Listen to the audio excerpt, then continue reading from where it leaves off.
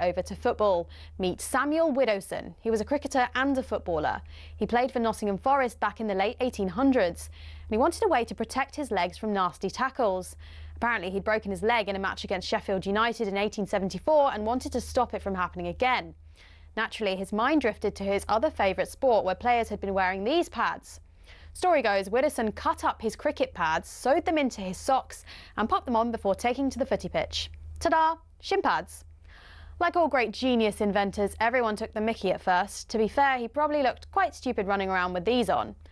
But it's thought his whole Nottingham Forest team then began wearing them from 1887, and the first known use of them in a match was in 1894, in a match between Newcastle and the then Woolwich Arsenal.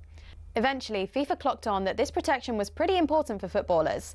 Multiple studies have shown wearing shin pads clearly reduces the risk of players getting lower leg injuries. And so, in 1990, basically 100 years after Widdowson first put them on, shin pads were made compulsory. It became a part of Law 4 of IFAB. That's the body responsible for setting the laws of the game internationally. But the law doesn't actually specify anything about measurements of shin pads. It just says pads must be made of a suitable material and be of an appropriate size to provide reasonable protection. It's really vague, and players can get away with a lot. A lot of grassroots clubs are choosing to ban micro shin pads for obvious reasons, though, especially after a 15-year-old player from Penistone Church broke his leg while wearing them. Still no change from IFAB, though. That's why Grealish & Co can still get away with these ones, which are no bigger than a credit card and which seem to offer little to no protection whatsoever.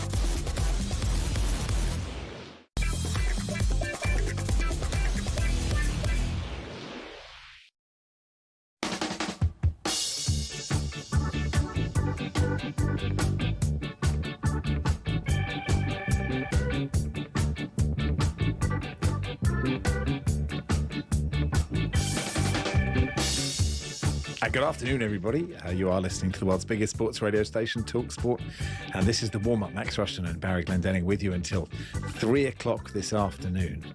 How are you, Barry? It's a bit after the Lord Mayor's show for me today, Max. Yeah, it is. Sunday listeners may not be aware. They've probably heard by now, but I sat in for Charlie yesterday. Mm-hmm. Now, anytime I'm away and can't do the show and someone sits in for me, my main concern is that they be quite good, but not too good. Because of course, yeah. I don't want them to eclipse me and give management ideas. No, of course not. Don't worry. Don't worry. Our management have no ideas, Barry. That's absolutely... You're fine there. You're on safe ground. But all I can say, Max, is that on the strength of my replacement go-get-its and the brilliant interview we did with Boxing's Dave Allen. And I think the best question during that interview, with the greatest respect to yourself, Max, was me deciding there was no point in talking to him about Chisora v. Whoever it was, Wilder. Yeah, Gene Wilder. Yeah. Who won, didn't he? Yes, he did win. Yeah. It sounded good. I listened on talkSPORT before I nodded off for the night. If anything, Dave undersold it. Yes, I would say Dave. But yeah, so my question, because he revealed he wasn't in the best of shape. He didn't really want to talk about the fight.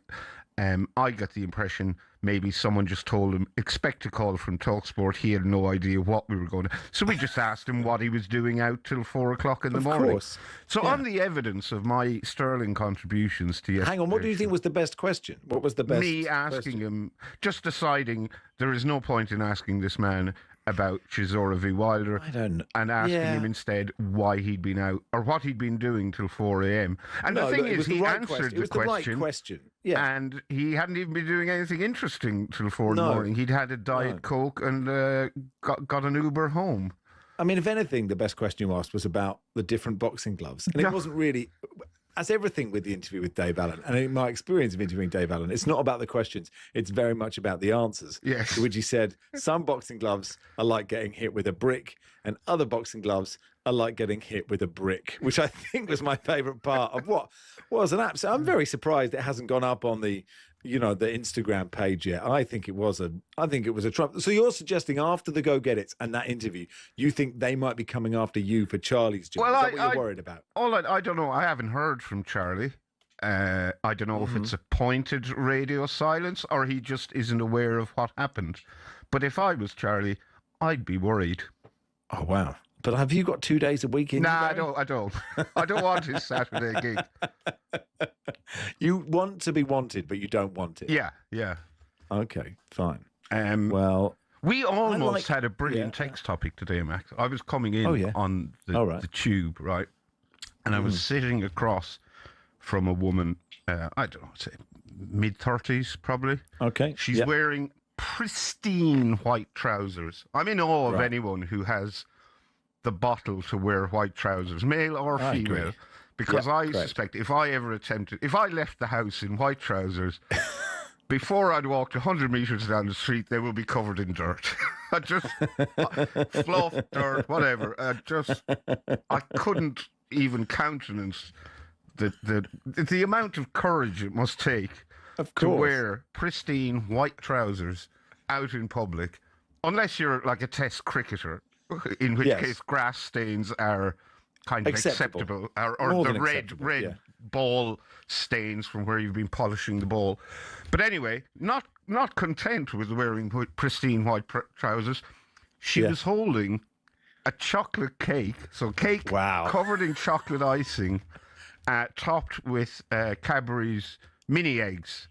And that was when I remembered, it's Easter Sunday. With no cover? She had a cover. So it was like a Tupperware dome that the handle was on the top. A cloth, a Tupperware cloth. Is it a cloche? I don't know. You know, when you pick up a big, you lift it and there's a big, how the beef bottom, Wellington in there. I don't know how you get the cake in or how the bottom doesn't fall out of it. Or anyway, so I was thinking... If something... and just down the carriage, there was an old woman with a dog. Okay. The dog and I were eyeing up the cake. Yeah, okay. I suspect for different reasons. The dog wanted to eat it. I wanted some sort of dog-related catastrophe, a sort of final destination series of implausible events to lead to this woman sort of spilling the chocolate cake all over her white trousers. In a kind of some mothers do have last of the summer wine stuff. That's what you're hoping Well, I thought for. Final Destination was a slightly more modern reference, one for the kids. But yes, some mothers do have them. Last of the summer. Right. Yeah, where she would end up rolling down a hill in a bathtub. Covered in cake. So hang on, the text topic would have been how did you ever to your dropped a cake in public? No, it just would have been a good anecdote. I'll take have you ever dropped a cake in public? Or just how quickly did your white trousers get ruined? I mean, I'll take that. Charlie's been in touch. Oh. I'm listening on a cliff-top bar, says Charlie. Do I need to come back? Do I need to rename my tour? He says. Don't worry, Charlie. Just for the record, Charlie, he used Riverdance instead of the Go Get It music. He did a fine job. But I'm very comfortable with saying I think you are perfectly brilliant in your lanes, and I'd like it to stay that way. Right. I'm happy to stay in my lane. Yeah. Although you're not here next Sunday, are you? You're doing that half marathon. Yeah, this time next week, I will probably have either finished or failed to finish. Or died. The London Landmarks half marathon. There's a very good chance I'll be dead. Yeah.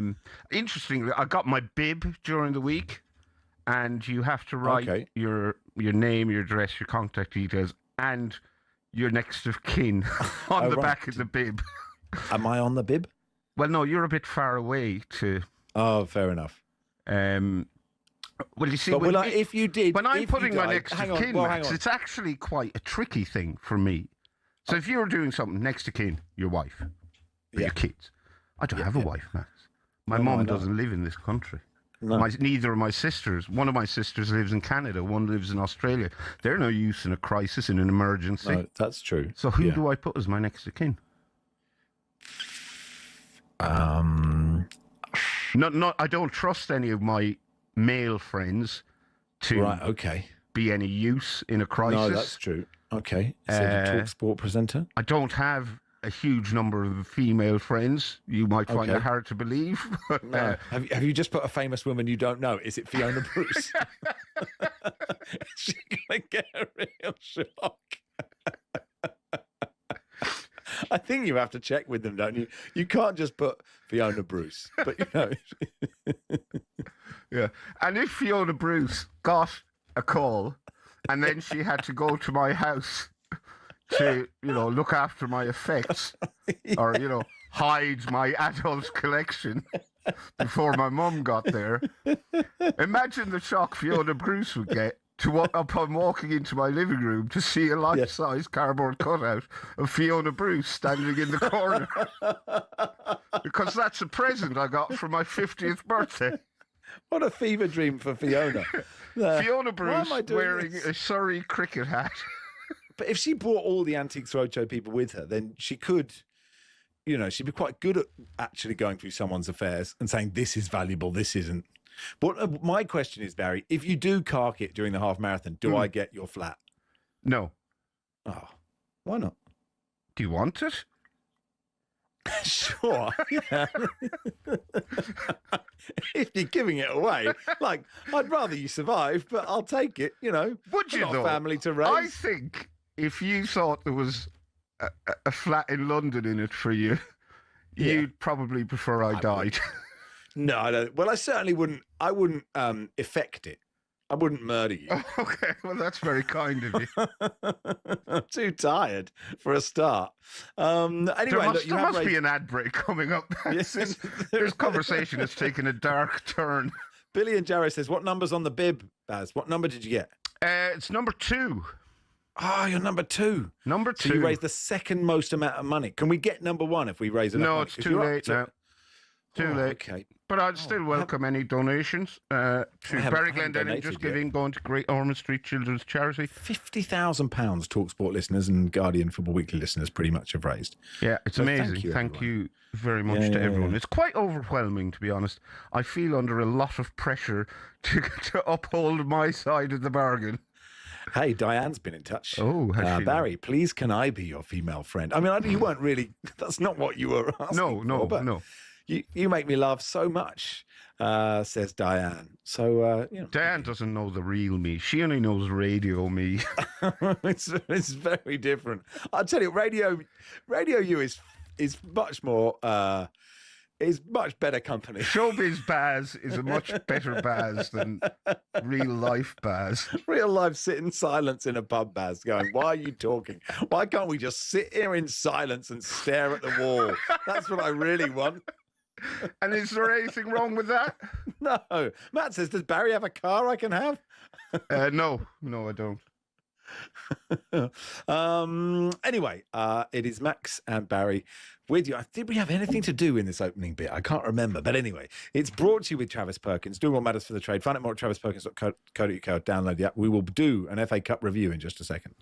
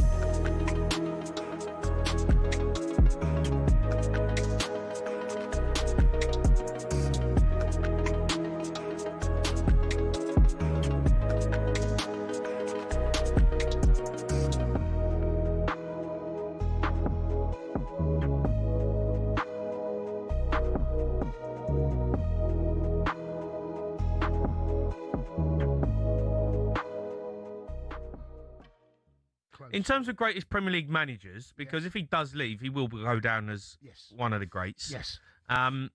What's your top three? Sir Alex, Pep, and Jose for me. What? They're Jose Mourinho? Yeah. What do you mean, Jose Mourinho? Not Arsene Wenger? Arsene Wenger was in the conversation. Oh, you're putting Jose in there? Yeah, of course I'm putting Jose in there. 5.5 years, three Premier Leagues. Arsene Wenger had Premier League all-time manager. 22 years he was there, Arsene Wenger. Won 3. Jose, 5.5. Won 3.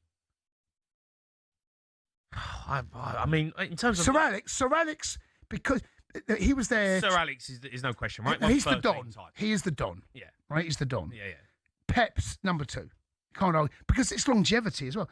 How long's he been there, Pep? Is it 9 or 10 years? I think I'm right in saying that. If it's not 9, it's coming up for 10. 26. Okay, so 10 years he's got. Okay. Yeah. He's won 6 Premier Leagues. Yeah. Come on. That's... Yeah, no, but Arsene Wenger changed football. Oh, he did? Arsene Wenger, when he come to the Premier League, he revolutionised the game. He completely changed the way we play now, the way the Premier League is, what it's become. Without really question, and truthfully, was down to Arsene Wenger. Without question, because Arsene Wenger changed the attitude. So I remember Arsene Wenger used to come in, used to get the players coming in on a Sunday for a warm down, right? And I was at Ipswich at the time. All of a sudden, I was at George Bailey. He's got us coming in for a warm down on a Sunday. What's all this about? Arsene Wenger started it. Yeah. So I drive from London up to Ipswich for a warm down. Yeah, but he did. He revolutionised the game. He changed the way that athletes... Yeah, but fans don't care about that.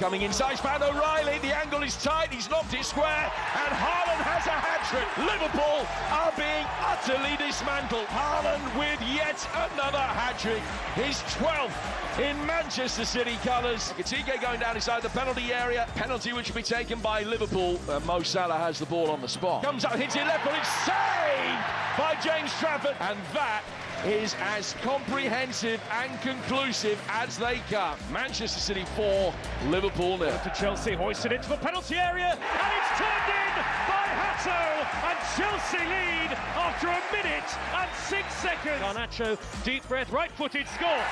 Goalkeeper goes the wrong way. They have ripped Port Vale to shreds. Chelsea 7, Port Vale 0. Charles with a shot! Southampton lead again! And that may well be the goal that takes the Saints into the semi-final. And Arsenal are sent crashing from the FA Cup. Incredible scenes at the St Mary's Stadium. This is the warm-up on talkSPORT with Travis Perkins. Do what matters for the trade. Find out more at travisperkins.co.uk or download the app. Tom says, have I ever dropped a cake in public? No. So the text topic is not flying at the moment. Okay. Ian says, I live in Tooting. Happy to be Barry's next of kin. Thanks, Ian. Size 9, meat eater. Scott says, maybe Barry should ask the listeners to audition to be his next of kin. I don't want the gig, by the way. I mean, you never told us who it was, Barry, of course. But, I mean, you don't have to. No, nor will I. Okay, fair enough. There we are. Hey, time now to take a look at the latest FA Cup action in partnership with McDonald's. FA Cup update on talkSPORT with McDonald's. Got big McDonald's hunger? Order delivery on the McDonald's app today. From 11 a.m, 18 plus. Fees apply to delivery orders. Subject to availability. Price may vary. Can we have our Max and Barry's Premier League review? FA Cup review on talkSPORT.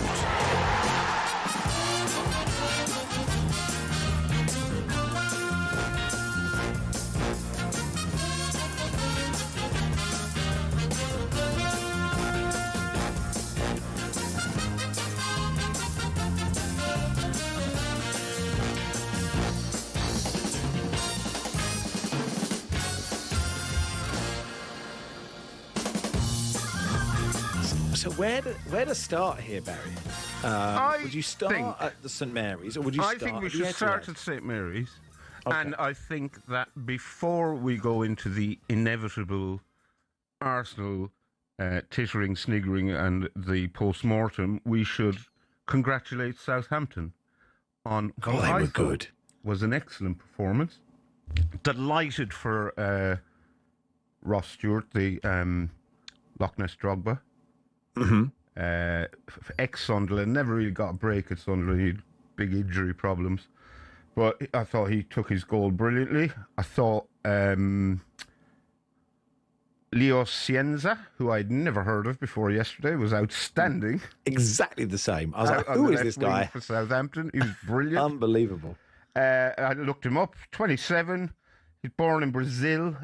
Luxembourg extraction. Can't play for Luxembourg, because you apparently have to live there for 5 years before you can play for the national team. And I think he probably won't get in the Brazil side, despite how good he was yesterday. But he does have a Luxembourg passport. I thought Southampton were brilliant. Well worth the win. Much has been made of the fact that Arsenal fielded a below-strength team, but Southampton were missing their captain, Jack Stevens, very influential player, and Shea Charles and Samuel Edozie, who are also two of their best players, started on the bench. So I think it was a brilliant managerial performance by Tonde Eckert, very interesting guy with an interesting backstory, and I think in him, Southampton have a real star coach of the future. He's only a young guy, but this is his first senior job. He's worked as an assistant at Barnes. He's worked as an analyst with the German national team. He worked as an analyst with the German national team, actually, that won the World Cup in 2014. And he also worked for EA Sports, helping develop the FIFA video game, where he was in charge of player ratings. So if players... He was working for Cologne at the time as well as a coach or an analyst, and all the Cologne players used to offer him inducements to boost their ratings, because that's what he was in charge of.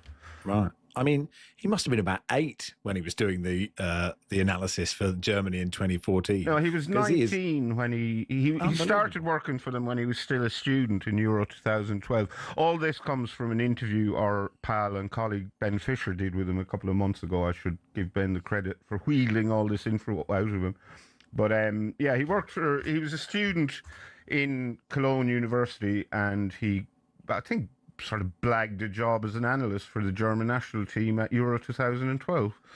So, yeah, well done. And Ben's on later, so we can ask him to repeat the stuff you've just told us. I mean, if I was the Luxembourg FA, I wouldn't be so prescriptive if I saw that guy playing. I might be wrong, but I think that's the case. Anyway, I think we've given Southampton more than enough flowers now. Let's stick the boot into Arsenal. Well, I would just say I thought Tom Fellows had a really good game as well. He did brilliantly for the Shea Charles goal, and he took that brilliantly. You're right, Stuart takes the goal brilliantly. It is a mistake from Ben White. And he had a tough old day, didn't he? I mean, he fouled, he kept, getting pulled up for fouls, which probably were, but he just looked like his frustration with the ref. It was a bit like a teenager who's on holiday on their own with their parents, and how annoyed they are with their parents by day 4 of the holiday. It's just like, oh, Dad, seriously. I hate you, referee. I hate you. But I think for the neutral, for the non-Arsenal supporting football fan, for them to have been on the cusp of a quadruple 2 games ago and now to be out of 2, or have lost one final and lost this, it's really good fun, isn't it? Yeah. And the response on social media was quite generous, I thought. It's just one bottle meme after another. The Nigerian sports reporter / comedian laughing in front of an Arsenal Okay, yeah. The Arsenal fan TV rage, memes and GIFs. So yes, a lot of sympathy out there for Arsenal. Yeah, but they weren't terrible. Just Southampton were really good in this game, right? Yeah. And are on a brilliant run. Of course, Arsenal should win this game. They are probably the best team in the country, and all of it, all of it totally depends. You can't really analyse it until the season is finished, and they either have won the Premier League or the Champions League or both, because they still could. They've got a favourable draw in the Champions League, right? It does increase the pressure on that game against Sporting. And it is so interesting to see, this is now the mentality of the players, right? This is the mentality of Arteta and the mentality of the players. And it's all the stuff they get teased about all the time. And if you are an Arsenal fan, you would be lying if you weren't thinking, oh, God, this guy... oh no, please. We've been so good. They've been so good. But, there is, a season takes a whole season, right? You have to be good for all of it. And the difficulty is, if you get yourself into the positions to win all the competitions, you are also in the position to lose all the competitions, right? If they go out in the third round of this, no one's talking about it. But, they were a bit flat. Dalman is a wonderful player. I mean, he's not the story, but football is effortless for him, and it's fascinating to see where his career goes. And I'm so jealous of his young knees, But he is he's so lovely. The only other point I had, Martin Tyler was doing the international comms, and he still got it. Good old Martin. Well done. That sounded patronising for someone such a legend of the game, but he was brilliant. I would be stressed, Barry, if I was an Arsenal fan. I'm not an Arsenal fan, clearly, but I would be starting to stress. Yeah, absolutely. So would I. I'd be very nervous. I think it's important to point out that Arsenal fans weren't claiming they were going to win the quadruple. No. They were just saying it was a possibility.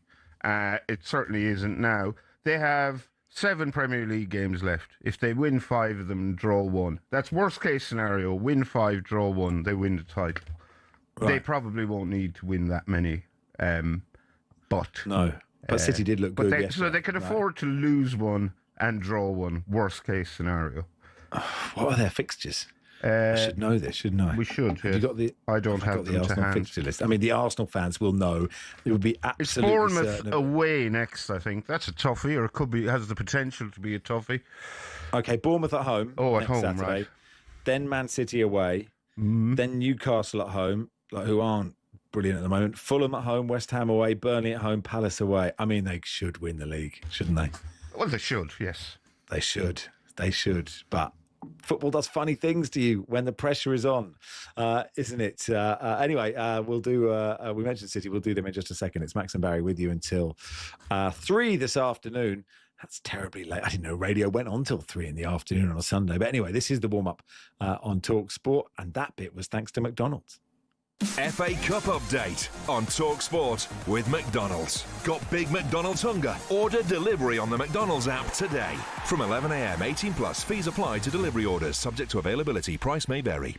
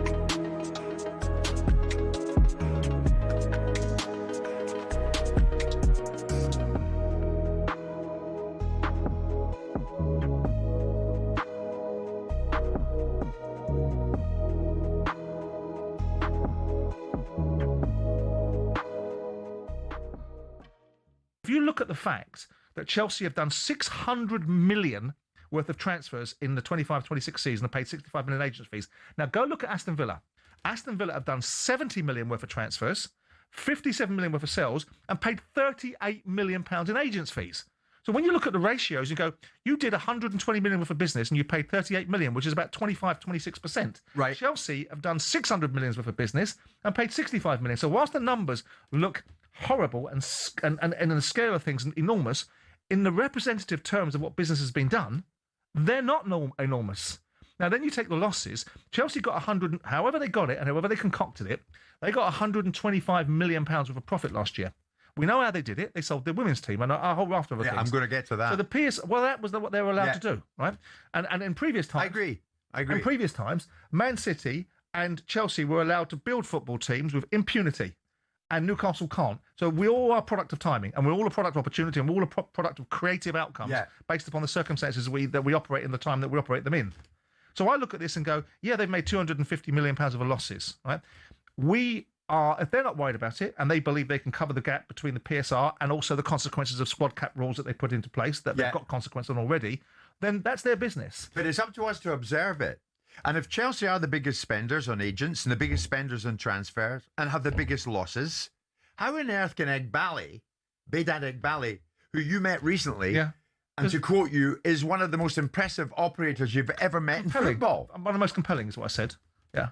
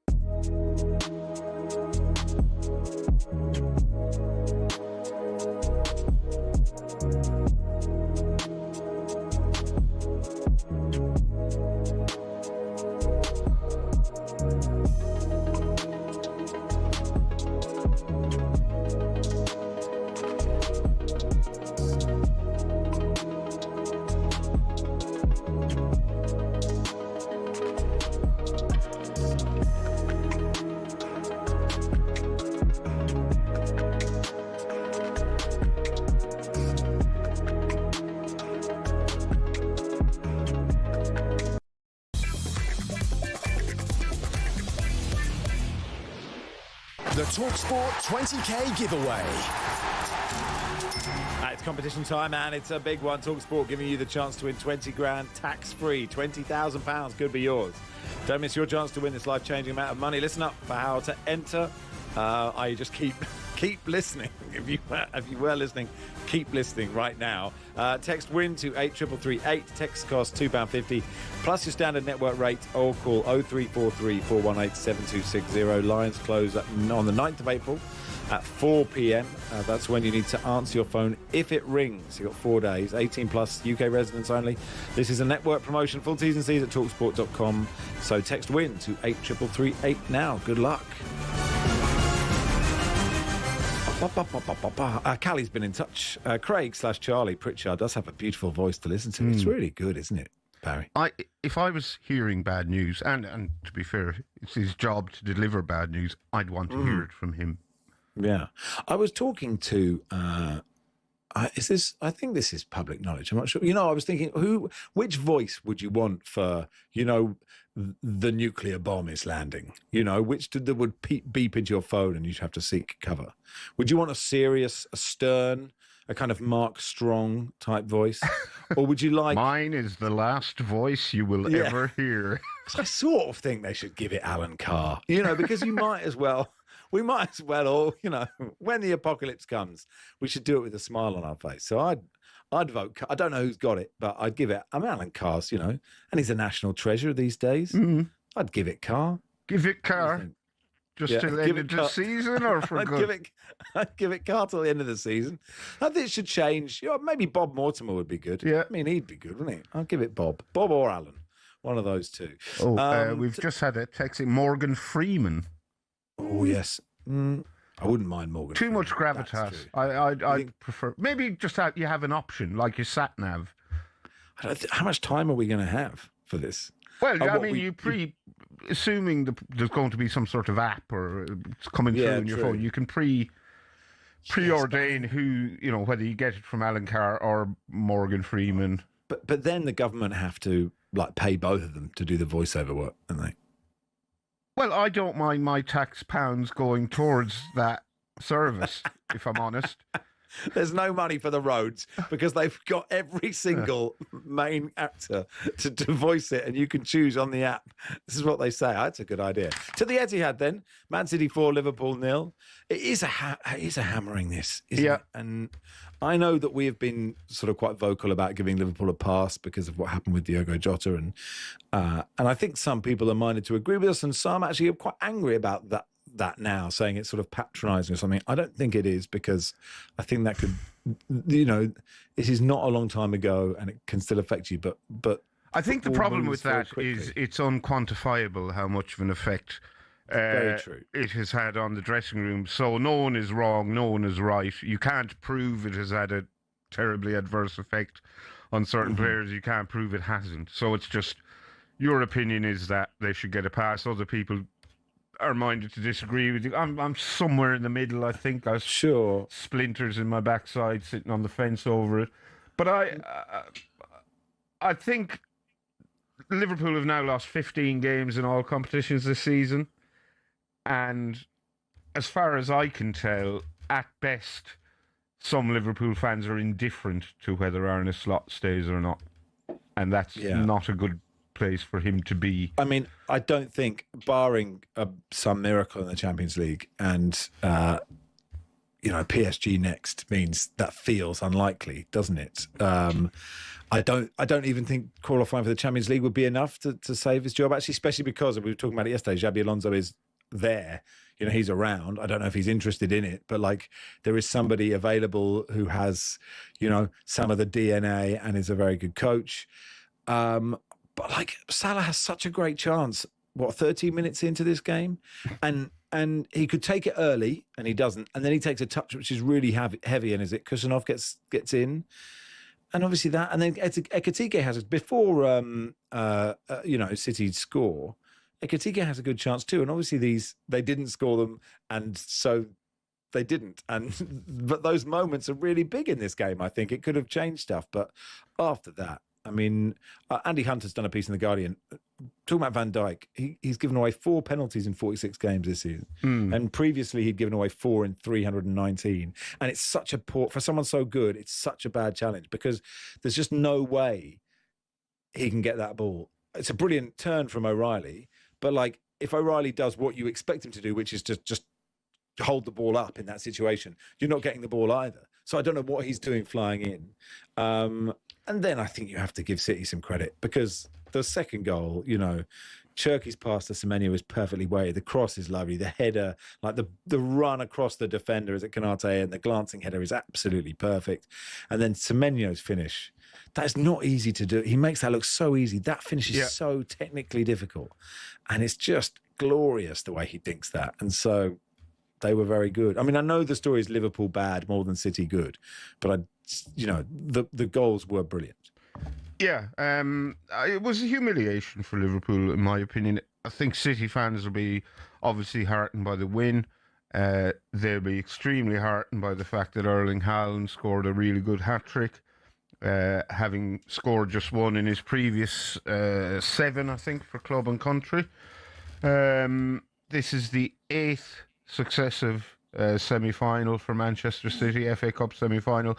Their 18th consecutive home win in the FA Cup, and they could reach a 4th successive final. That's quite a remarkable achievement for any team, just to be that consistent in the FA Cup. No injury time. Not a second of injury time. Is that a pity? Is that a pity? No injury time. This game is done. Yes, it's a pity whistle, isn't it? Yes, a pity whistle. We can't be having pity whistles at this level at this time of the season, can we? No one texted in saying this show needs a pity whistle. We know it's an easy joke to make. You don't know. And you know what? I would welcome one. Yeah, by after 2 p.m, anyone wants to pity whistle us, give it to the Sunday session. They're made for those sort of hours. Ekitike swap his shirt. I didn't see it, but I read about it. Ekitike swapping his shirt with Cherky. Yes. After he was substituted in the 68th minute. And then Cherky put his shirt on while sitting on the City bench. And I think one of the medical staff had a word with him very quickly, and he immediately removed it. And needless to say, this, I would say, fairly insignificant turn of events prompted absolute seething, frothing outrage on social media. Ekitike is a disgrace. Cherky is a disgrace. How could anyone sully the shirt in this way? They don't understand. They don't know what it means. I mean, Ekitike and Cherky, one presumes, are mates. I think they both play for France, don't they? I think, Do you think it's? Do you think what? I don't care. I totally agree with you, but because I'm sure, and I haven't heard. I don't want to throw any of our colleagues under the bus, but it's sort of when the fans do it, but it's when you have to be like a po-faced commentator to be like, and this is not what the game wants to see. This is not what, I don't know why I've turned into Brian Butterfield, but this is not what the, it doesn't matter. It's not affecting the game, is it? Yeah, there is a world in which the shirt is the shirt, Barry. You don't understand. No, I don't. I genuinely don't. I don't understand. And anyone who wants to explain it to me is welcome to. It's a piece of fabric. I don't know. Yeah, then, of course, I will get wound up with people putting up certain flags all over the place or painting roundabouts. So I'm obviously a massive hypocrite. No, I'm the same, I think. But the thing is, I don't know if Cherky didn't realise he was doing something that people might take offence at, or if he was deliberately trying to wind everyone up. I don't know. He might have just been a bit chilly. Yep. Patrick says, Chris Iwelumo to narrate the 4-minute warning for me, guys. I wasn't expecting that. It's a good gig for Chris, isn't it? Nice Scottish burr. Dan says, Joanna Lumley, please. Would Louis Spence be good for an atomic bomb announcement, says Andy in Glasgow? Tommy Shelby, says Jill. No, I don't think so. Barry Chuckle, I would take for the nuclear. You wouldn't know where it's going to me. Joe Pasquale gets my vote, says Dash. Anyway, do let us know, and we'll feed it back to to all our contacts with MI5 or whoever fixes up that text line. I don't know. Gabs has been in touch. It's not the shirt, gents. It's the badge. That's the truth of the matter. I see. So but kissing the badge is good, isn't it? Even if you don't really mean it. But is it disrespecting the badge? I don't know. Gaz says, quick question. Can you or Barry name one Lithuanian footballer? Why are you asking us this, Gaz? I'm immediately drawn to Marian Parhar. Yes, I'm drawn to Marian Parhar. Yeah, he is. So while we are drawn to Parhar, I cannot name a single Lithuanian. Probably someone did something really good yesterday and we just haven't noticed. Anyway, we should say Chelsea 7, Port Vale 0. We didn't do that, but, we did say to our Port Vale podcaster yesterday, you just need to stay in it for a bit. And they stayed in it for 63 seconds or whatever it was. So, Port Vale had 8 free transfers and 2 loan signings in their starting 11. I think... Chelsea just did what Chelsea should have done against the team. I agree. I thought 7 was a bit more. I think they could have stopped at 5.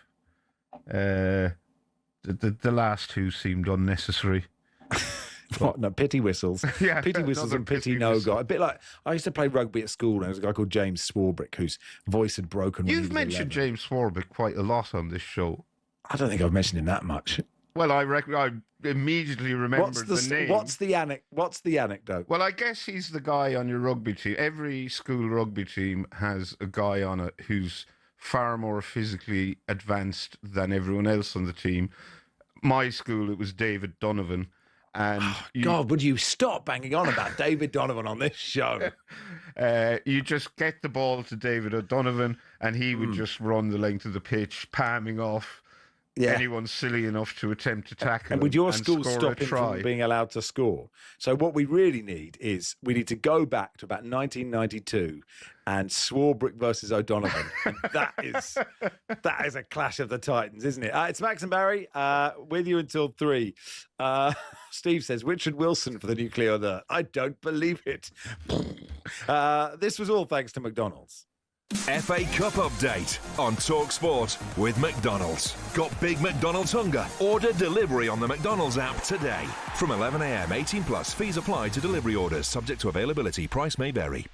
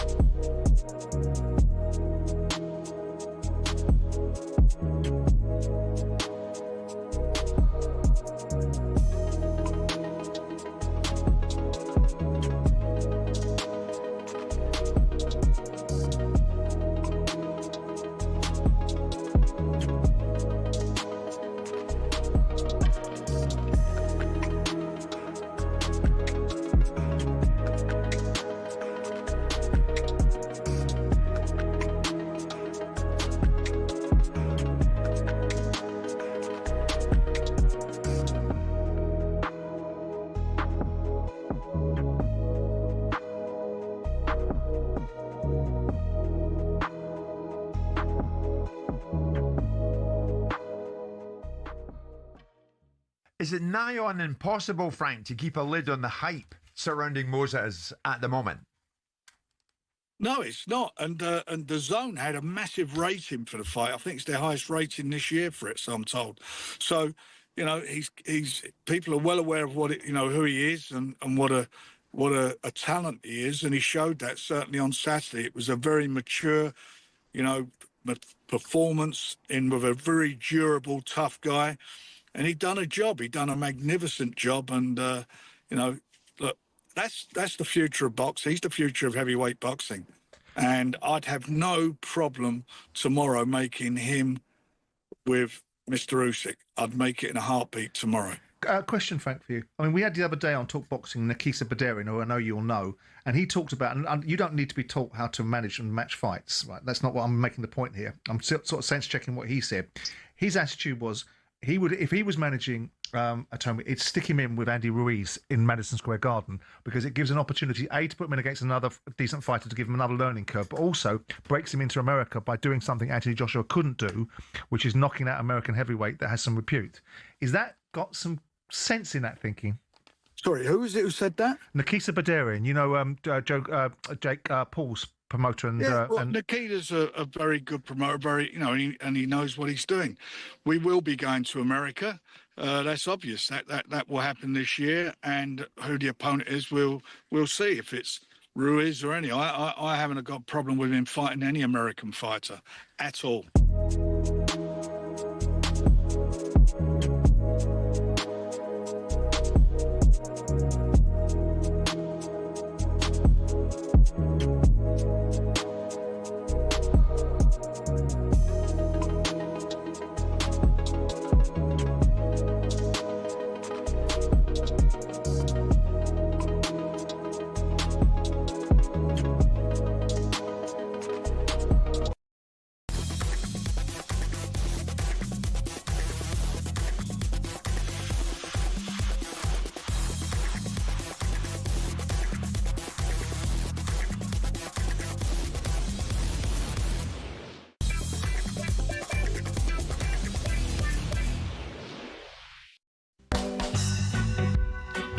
Good afternoon, it's Max and Barry with you till 3 today. Daniel says, I can't name a Lithuanian club, and now having looked them up, I can't name a Lithuanian club. And this text says, afternoon, Max and Barry. Trevor the trucker here in Southampton. For the 4-minute warning, I'd quite like Alexander the Meerkat to let me know my imminent demise. Up the toffees, he says. I'll catch up on David Beckham's, full 20-minute interview with Andy Goldstein and Darren Bent in today's episode of the talkSPORT Daily podcast.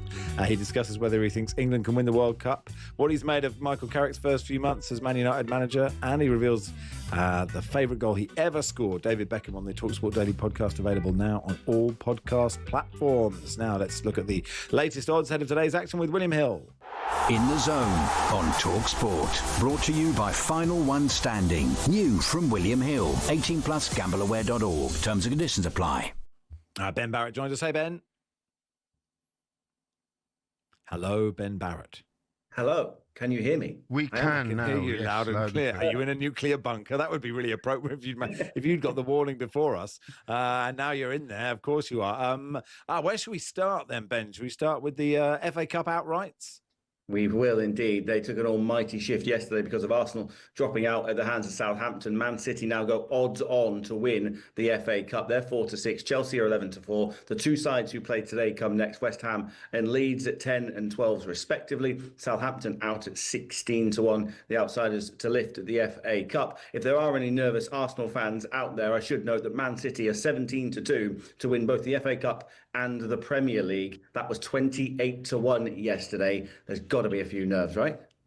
Yeah, I think so. But, you know, surely, I mean, we've looked at their fixtures, Arsenal, for the Premier League, and they still have to win it, I think. It's just, you know, that they've got such an advantage. Obviously, that City game, it's at the Etihad, isn't it, is going to be fascinating.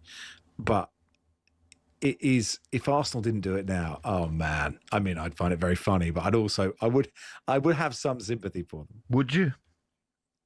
Yeah. Really? For the nice Arsenal fans, I know, yeah. Okay. A bit.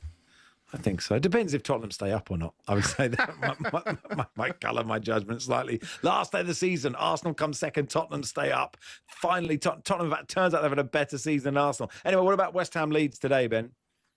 West Ham 17-10, the draw 11-5, Leeds 29-20. Arguably, both sides here could do with going out of the FA Cup and trying to stay in the league. I think possibly more so that applies to West Ham here. We've got an epic boost on the game. That's goal in both halves. Should be a heavy odds on. Is now even money. Doesn't matter who scores that goal in each half, so long as there is one. A couple of goal scorers to mention. Jared Bowen's always popular on the West Ham side, 21-10 that he scores at any time. And Dominic Calvert-Lewin leads the betting for Leeds. He's in at 29-20. All of our goal scorer markets are covered by impact subs. So if they come off and haven't scored, whoever comes on for them keeps your bet rolling. And then in Scotland, Hearts are at Livingston, Celtic at Dundee, Rangers top of the Scottish Premiership at the moment. It is really, really fun, this, isn't it? It's a brilliant. How good is it to have a proper Scottish title race and a three-way one at that? Hearts can go level with Rangers at the top. They're 4-9 to get the better of bottom side. Livingston 6-1 for an almighty upset there. The draw is 16-5. Celtic themselves are playing catch up a little bit. They can do themselves a bit of good by beating Dundee. They're 1-2 to do so. 24-5 for Dundee to cause the upset. The draw again 16-5. The William Hill Scottish Premiership outright market still favours Rangers regardless of what happens today. 11-10. The Rangers go on and win the league. Hearts at 13-8. Celtic 3-1 in the betting. Thanks, Ben. Thanks for your time. Ben Barrett there. That was the latest odds brought to you by Final One Standing from William Hill. I like that he saluted goodbye, which in radio terms is sort of tricky. But I was, it's good to give people a reason to come to YouTube. So maybe if we ask all guests to just salute hello and goodbye. Well, it would be worse if he did the odds with that, the tic-tac, John McCririck. Sort of the classic John McCririck way. Sign language. Yeah. That would make for interesting radio. Yeah, I think, John McCririck did say stuff as well at the same time, didn't he? It wasn't mime. Burlington, Bertie, 130. Yes, but he wasn't a mime artist, John McCririck. But he did wear white gloves often, so... Yeah, so he could have been. What are you saying? He could have been a mime artist. He could have been. And then he came on to do the odds on Channel 4 Racing. Or he could have been a snooker referee. Yeah. That was the latest odds brought to you by Final One Standing from William Hill. Terms and conditions apply. 18+. Gambleaware.org. In the Zone on talkSPORT. Brought to you by Final One Standing. New from William Hill. 18+. Gambleaware.org. Terms and conditions apply. It's Max and Barry with you on the warm-up until 3 this afternoon. Brought to you with the good people at Travis Perkins, doing what matters for the trade. Find out more at travisperkins.co.uk or download the app. We'll do some West Ham with Sam Delaney in just a second. Harry Symeou, broadcaster and Arsenal fan, has drawn the short straw and agreed to talk to us after yesterday. I'd have Harry down as one of my potential people to give the bad news, the 4-minute warning. He's a very soothing voice, Harry I think. Symeou? Huh? Yeah, I think so. But listeners can find out for themselves as they stay tuned. Maybe we can ask him to deliver his. We can clip it up and send it. Save them. He may not sound as calm and soothing today as usual, given recent Arsenal-related events. That's a good point. Anyway, Sam will come on when we'll talk to Harry. Then Barca Jim, Celtic fan from the RGC podcast, will join us as well in the next half hour of the show.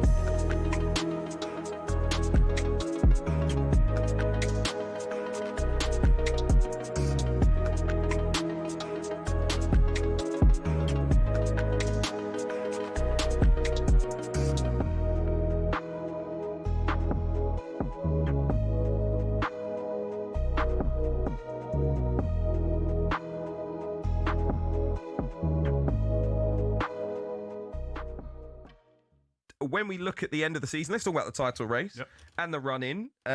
Manchester City and Arsenal going head-to-head. Arsenal, obviously, in the prime seat right now. They've got Bournemouth at home, City away, Newcastle and Fulham at home, a trip to West Ham before they host Burnley and have Palace on the final day. One extra game to be played by Manchester City. They're away at Chelsea. This isn't this weekend, of course. They're both playing in the FA Cup, but when the Premier League does return, Manchester City will be away at Chelsea. They'll host Arsenal.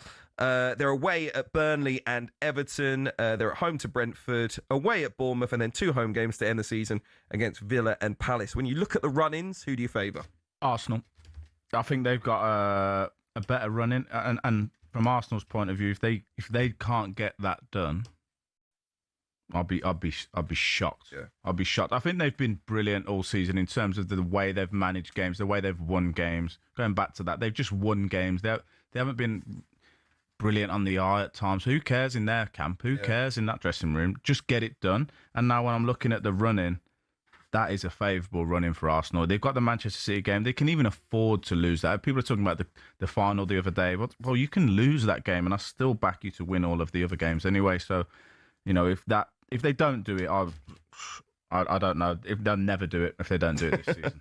I think it has to be Arsenal, who have a 9-point lead at the moment. Obviously, City have a game in hand. It has to be done. They've won 4 games in a row, Arsenal, in the Premier League, by the way.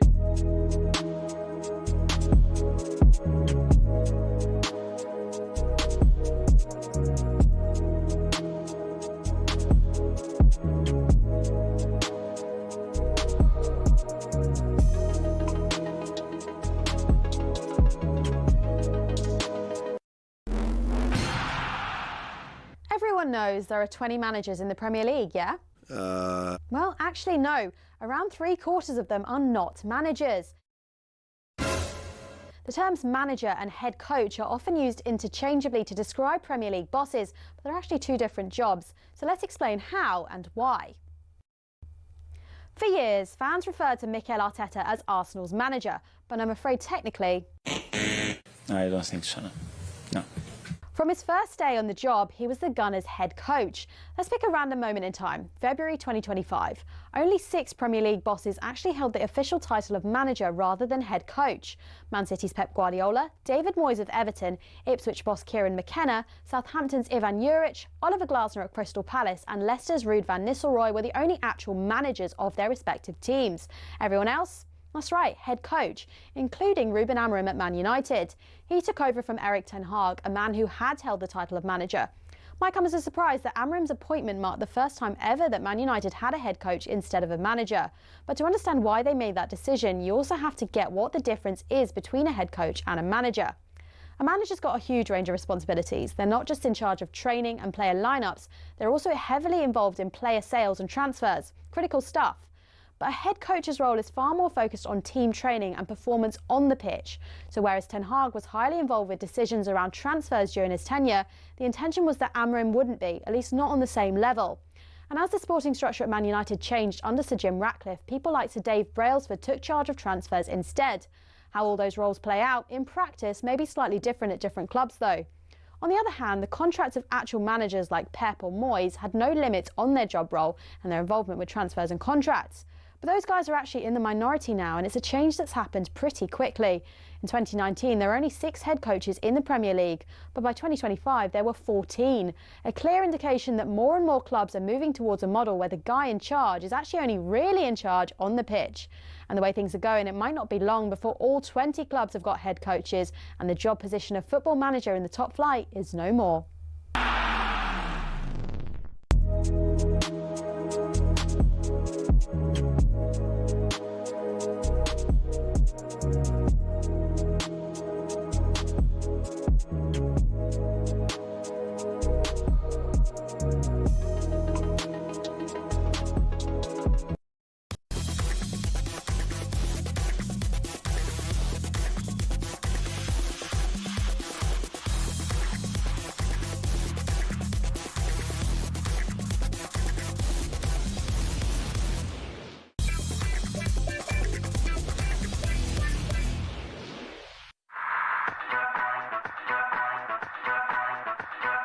He could be the one who sends them through to the quarter-finals with this kick of the football.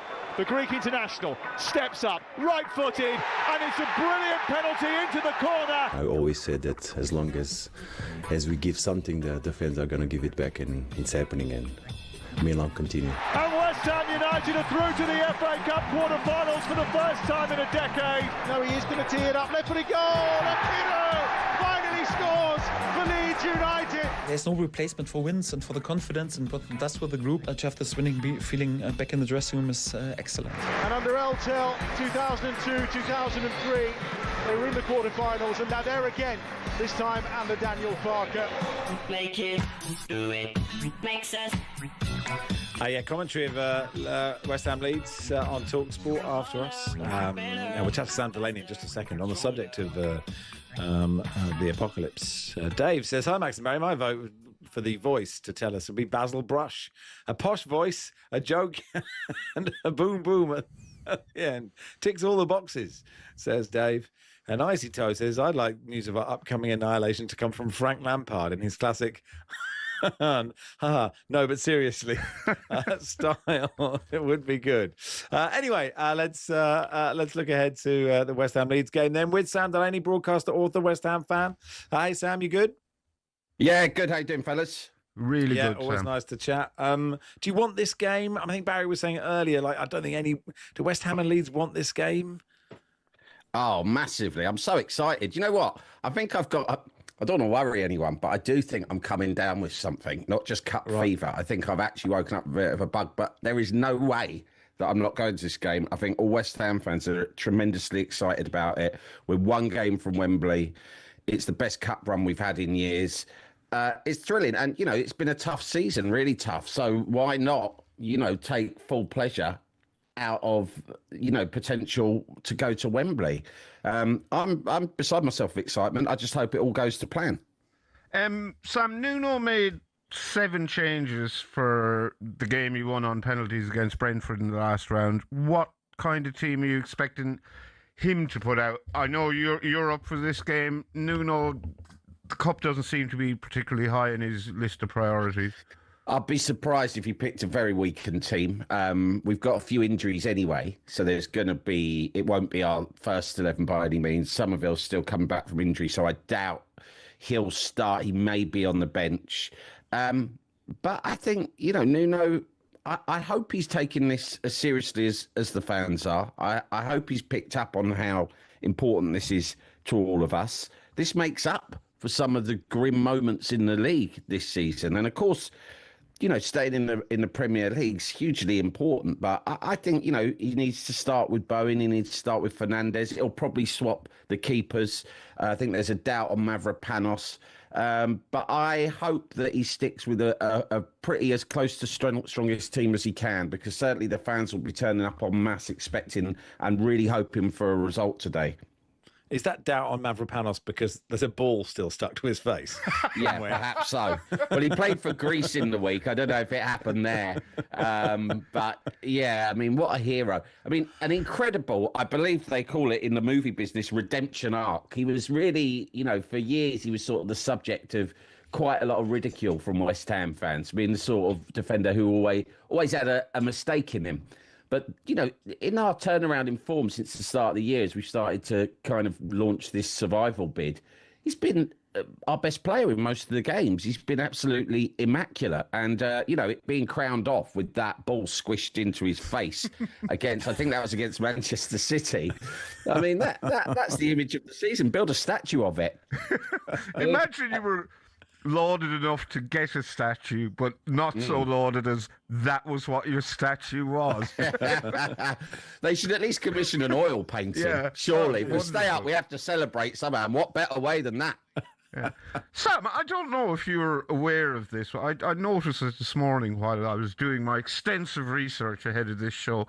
West Ham have 8 games left this season minimum. They might have 10, depending on how they get on today and in the semi-final, if there is one. All of those fixtures, apart from one, are in London. So they will not... The only time they'll have to leave London between now and the end of the season is to play Newcastle away. Yeah. Second last game. It's a bit of a quirk of the fixture generator. Do you think it'll help in any way? I guess so. I don't know, really. I mean, first of all, well done, Barry, because that is something that had not occurred to me or any other West Ham fan I know. So, great research. And I think that it probably will be an advantage. Obviously, the home games will be because, you know, there is a good atmosphere now at the London Stadium. We all know that it's a struggle at times. But since the turn of the year, it's been a great atmosphere in all the home games. And I think... You know, I guess that we always sell out our away allocation wherever we go. And it's always a good atmosphere, you know, away games with West Ham fans. But I'm guessing that, you know, it being in London might just make it slightly easier for the players. You know, less travel, I suppose. Yeah. So, you know, we'll take any little advantage we can get because, you know, it's so tight between us, Forest, Spurs and Leeds. You know, we've got Leeds, funnily enough, on the last day of the season at home. And that could end up being a decider. You know, so I think that's another sort of subplot of today's game is I suppose it might give one or other of the teams a small psychological advantage heading up to that game on the final day, which looks as if it could be enormous. I guess then we have to ask that sort of very basic question of would you take the FA Cup and relegation? Yeah, I think I would. Relegation would be horrible and disastrous, but, you know, we've been there before. I've seen it many times. And, you know, you bounce back. But the FA Cup is just so special. I think there's something horrible. You've got to be slightly dead inside as a fan if you're paying more attention to, like, clawing your fingertips in the Premier League. You know, you've forgotten the wonder that you had as a small boy that made you engaged in football in the first place, where you're saying things like, well, of course, you know, Wembley would be nice, but think of the overheads that we'd have in the Premier League, especially when the parachute money's gone. Like, who cares? I want to see my team lift a cup. I want to see Jared Bowen lift a cup at Wembley. That's what being a football fan is about. And we'll worry about relegation after that. But, you know, obviously it'd be lovely if both things happened. And Spurs went down. I was going to say that. Millwall get promoted as well. Wouldn't that be wonderful? That was my other dead inside question was, would you take getting knocked out today if it meant you relegated Tottenham? If we stay up and Tottenham... No, I still want to win the cup. Don't get me wrong, I would, you know, as most of the country would love to see Tottenham relegated, of course. And do you know why that is? It's because Tottenham are a huge club and we're all intimidated and jealous of them. And that's the way that everyone feels, all football fans of all clubs. And that's why everyone's desperate for them to go down. However, I love my club a bit more than I dislike that one. And so ultimately, nothing could outweigh the prospects of seeing us win the cup at Wembley, you know, against maybe Southampton in the final. Yeah. Oh, well, you know, you've and you know what? I feel bad now for even because I've been conditioned to say, do you even want this game? I don't know what's happened to me, Sam. I need to take a long in the break, I'll take a long, hard look at myself because you're right. Football is about dreaming. You know what it is? It's everyone's become too preoccupied with the tedious business side of football. I couldn't care less about the accounts or the books or the money. I've got no interest in it. You know what I like about football? Goals and singing and people getting smashed in the face so hard with the ball that the ball deflates. Yeah. That's what it's about. And now, Spurs going down. Yeah, and Spurs going down. It's only tribalism. You know, all this stuff about, oh, well, you know, I listened to a podcast and it turns out that if we get relegated, once you take away the money that we're currently getting from our food outlets, who cares? Just get us to Wembley. That's all West Ham fans are thinking about today. I just want to be at Wembley. Now is probably not a good time, Sam, to point out that if you win the FA Cup, you only win £1.2 million. Whereas if you finish one place higher in the Premier League, you get £2.7 million. That's a lot. That's a whole 1.5 million. I bet you that's the number that your owners are looking at. I don't know. Maybe that would fill David Sullivan's yacht with what with the increase in prices of oil now. Half maybe a tank of diesel for to David fuel Sullivan's his yacht. party yacht that he spends the summer on. Hey, enjoy the game, Sam. Thanks for coming on. Cheers, lads. All the best. Thanks, Sam. Sam Delaney there, host of Atletico Mints and Top Flight Time Machine, two brilliant podcasts. West Ham fan and buy all his books as well. It is Max and Barry with you until 3. We'll do some Arsenal with Harry Symeou in just a second.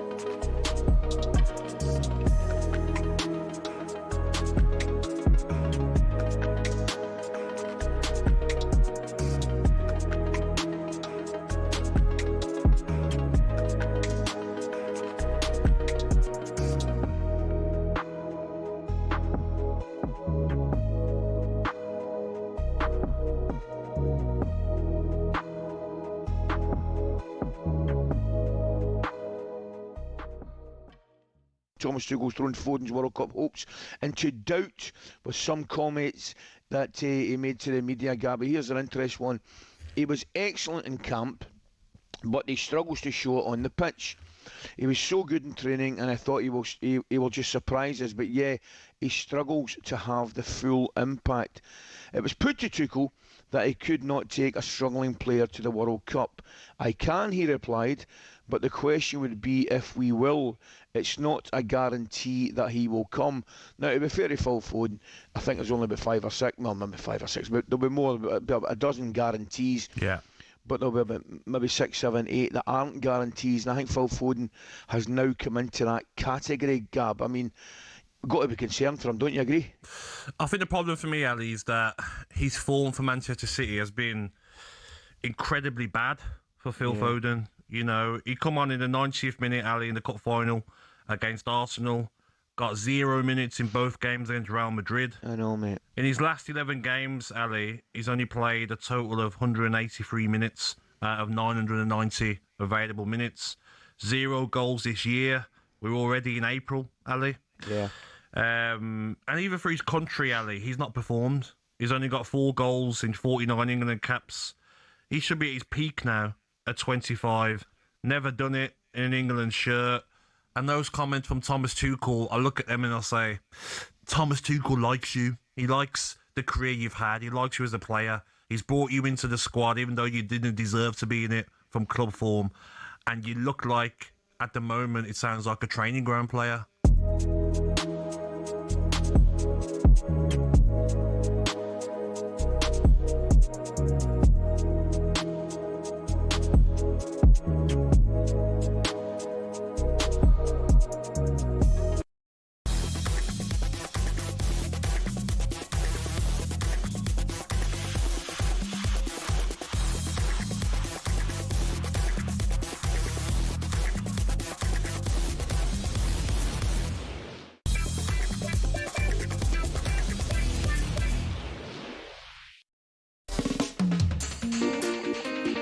Good afternoon. You're listening to Max Rushden and Barry Glendenning on the warm-up on talkSPORT. Let's do a bit of Arsenal then. Harry Simew, broadcaster and Arsenal fan, kind enough to say yes to talk to us. I would have swerved it, I reckon, after last night. But he's a very nice chap. Hey, Harry, you okay? How you doing, guys? It did cross my mind. I got to be honest. It did cross my mind. When the text message came, I thought, I don't know about this. Look, I mean, Southampton were brilliant in this game, but from an Arsenal point of view, where do you think it went wrong? How long have you got would be the first thing. But I mean, actually, 2 hours and 42. And I mean, we've got other guests, but if you want to do a soliloquy, me and Barry can go home early. Absolutely fine. I mean, look, let's look at the performance first and foremost, because I've seen a lot of arguments being made online about the team selection, about who Arsenal had available versus who they didn't, etc., etc.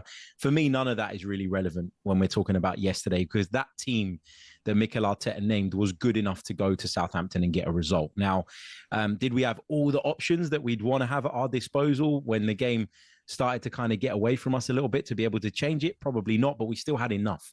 So I think you got to look at the performance rather than sort of who was available and who wasn't. I think from the very beginning of the game, Southampton worked out how to hurt us. I think they spotted that there was a really big disconnect yesterday between Arsenal's back four and Arsenal's midfield. The midfield for me was probably the bigger problem. You look at the way it was made up, Norgard sitting at the base, and then you had Havertz, who wants to play like a second striker, and his strength is in going forward. And then you had Martin Odegaard, who wanted to drift in order to try and have some kind of impact on the game. And what you ended up with was a Southampton side that kept putting the ball into the channels, into the spaces, turning Arsenal's back four around, making them sprint back towards their own goal. And the midfield was not connected enough defensively to pick up the second wave of runners, to plug all the right holes. And I think tactically, we had a lot of problems. We didn't do enough, in my opinion, to fix those problems. But having made a couple of or 3 changes at once around about the hour mark and having scored the equalising goal, from there on, you've got to at least take the game to extra time. And to not do that and to fall into the trap and to get caught out by a very good Southampton side. I don't want this to sound like I'm not giving them any credit, because they absolutely deserve it. But this Arsenal team needed to do better, needed to be more streetwise, needed to be smarter on the day. And there are so many individual performances across the team that I can look at and say they were nowhere near the level required. And when some people argue that Mikel Arteta has overused certain players, Well, when the players that are the backups, if you like, come in and perform like that, you can kind of see why, can't you? You can kind of see why he's been reluctant, despite all the squad strength and depth talk, to look at some of those players and say, I'm not sure about you in this particular game. But it's not acceptable. This is a competition that means a lot to us as Arsenal fans. It means a lot to the club because it makes up a big part of our brilliant history. And to go out the way we did, is really, really disappointing. Harry, when games are getting away from Arsenal or they're not playing well, Mikel Arteta gets extremely agitated in his technical area. He gesticulates furiously. He almost panics. And I think it can't be helpful when his players look across and see this or hear this, and he's chirping in their ears and trying to micromanage them to the nth degree. I often think it might almost be better if he withdrew himself and didn't stand in his technical area, sat on the bench or even sat in the stand. It can't help his players to see this, frantic behaviour on the touchline, can it? I look at it in a slightly different way. I think for him to be that animated, it means that the instructions that he's passed on are not being followed. And I think, you've seen it quite a bit over the course of this season. I mean, Mikel Arteta has always been animated on the touchline from the day he arrived. So it's not to suggest that this is something we're only seeing now when Arsenal have had a couple of disappointing defeats in the domestic cup competitions. But I think there's a lot of talk about Mikel Arteta sending them out there with the handbrake on. I do think that when you overcoach a group of players, when you drill them as well as Mikel Arteta has drilled them in terms of doing certain things out of possession, making sure you look after the ball, I do think sometimes it's quite hard to then break out of those habits and bring something else to the table when the game requires it. But I just think for him to be as animated as he is, and for him to be sort of constantly saying, get up the pitch, squeeze up, it's almost a telltale sign to me that maybe for some of the players, it is the nerves taking over. Maybe it's the idea of what's at stake sort of coming into their thinking mid-game, and that leading to them playing in a much different way to what's been expected. I mean, everything he says, Barry, is we're going to attack this, we're going to enjoy this, we're going to do all of that stuff. Do you really think that he then goes in the dressing room and says something completely different? Because I don't. I think it's about, trying to get them to stick to the task at hand, play the way they've prepared to play, and not be sort of bogged down by the expectation around this season. You mentioned nerves. Are you starting to, obviously the neutrals are very much hoping that you come second in everything, or not second in the FA Cup, but are you starting to feel the nerves? Or do you look, because we were looking at your Premier League fixture list is not, City away aside is actually quite nice, isn't it? Are you confident that you are going to win the Premier League? I'm not going to sit here and lie and pretend that I'm feeling as good about it as I was 2 weeks ago. No, I do worry about, as I keep saying, the kind of mental aspect of it becoming too much for us. I do think that after an international break is always a horrible time, particularly when you've got players coming back. You don't know who's fit, you don't know who's not. That brings an uncertainty for us as fans, and I think that adds to it. But it's impossible to deny that what we saw in the Carabao Cup final, a really bad performance against Man City, and what we saw yesterday is going to have an impact on the way we're feeling. But I've said this all along. I've said it all season. If Arsenal win one of the Premier League, the Champions League, or, best case scenario, both, then that's what this season will be defined on. This season was about winning one of the big ones. Winning a Carabao Cup and nothing else would not be seen as acceptable, not in the eyes of us as Arsenal fans, but not in the eyes of the wider sort of public that, as you just said, want us to fail. Neither would an FA Cup. Now, I'm not saying I don't want to win those competitions and I'm okay with us being out. Of course I'm not. But I guess what I am saying is that my worry and my concern off the back of those two defeats is more about what impact that has on the two big ones. This team was built for the big ones. It wasn't built to pick up a domestic cup here and there. Arsene Wenger was doing that for years and it was never good enough. So it's about the big competitions. And yeah, confidence levels have been impacted by what we've seen. But I think it's the next 4 Arsenal fixtures, the next 4 or 5 games that are going to define this season. And we can't go back and change what happened in the cup final, and we can't go back and change what happened at St Mary's, but we have to get those games out of our head and we have to get back to doing what we do best, which is getting results. And if we can do that, then why not? Why can't Arsenal go and win one of the big ones? Because I promise you, if they become Premier League champions for the first time in over 2 decades, no one's going to be talking about that Southampton game. And if they win the Champions League for the first time in their history, the same applies. So I think our season was always going to be defined by those two bigger competitions. These are setbacks along the way. We just have to deal with them. Harry, you talked there about the wider public wanting Arsenal to fail. Does that annoy or upset you that they want you to fail? I can't understand it, to be honest with you. That's the bit that I struggle with. I get there's tribalism in football. It's part of what makes football brilliant. But I find it amazing that we're in a title race with a team that are, and I have to be careful when how I say this, are accused of breaking the rules. We don't know that they are, okay? They're accused of breaking the rules, yet everybody wants them to win the league. We went into the season competing with a Liverpool side that spent over 400 million in the summer and we're coming into it from a position of champions. Yet the noise around us is so much louder all the time. Do we sort of get animated as a fan base? Yeah, but isn't that natural when you haven't won the league in over 2 decades? So I do find it frustrating. I do find it irritating.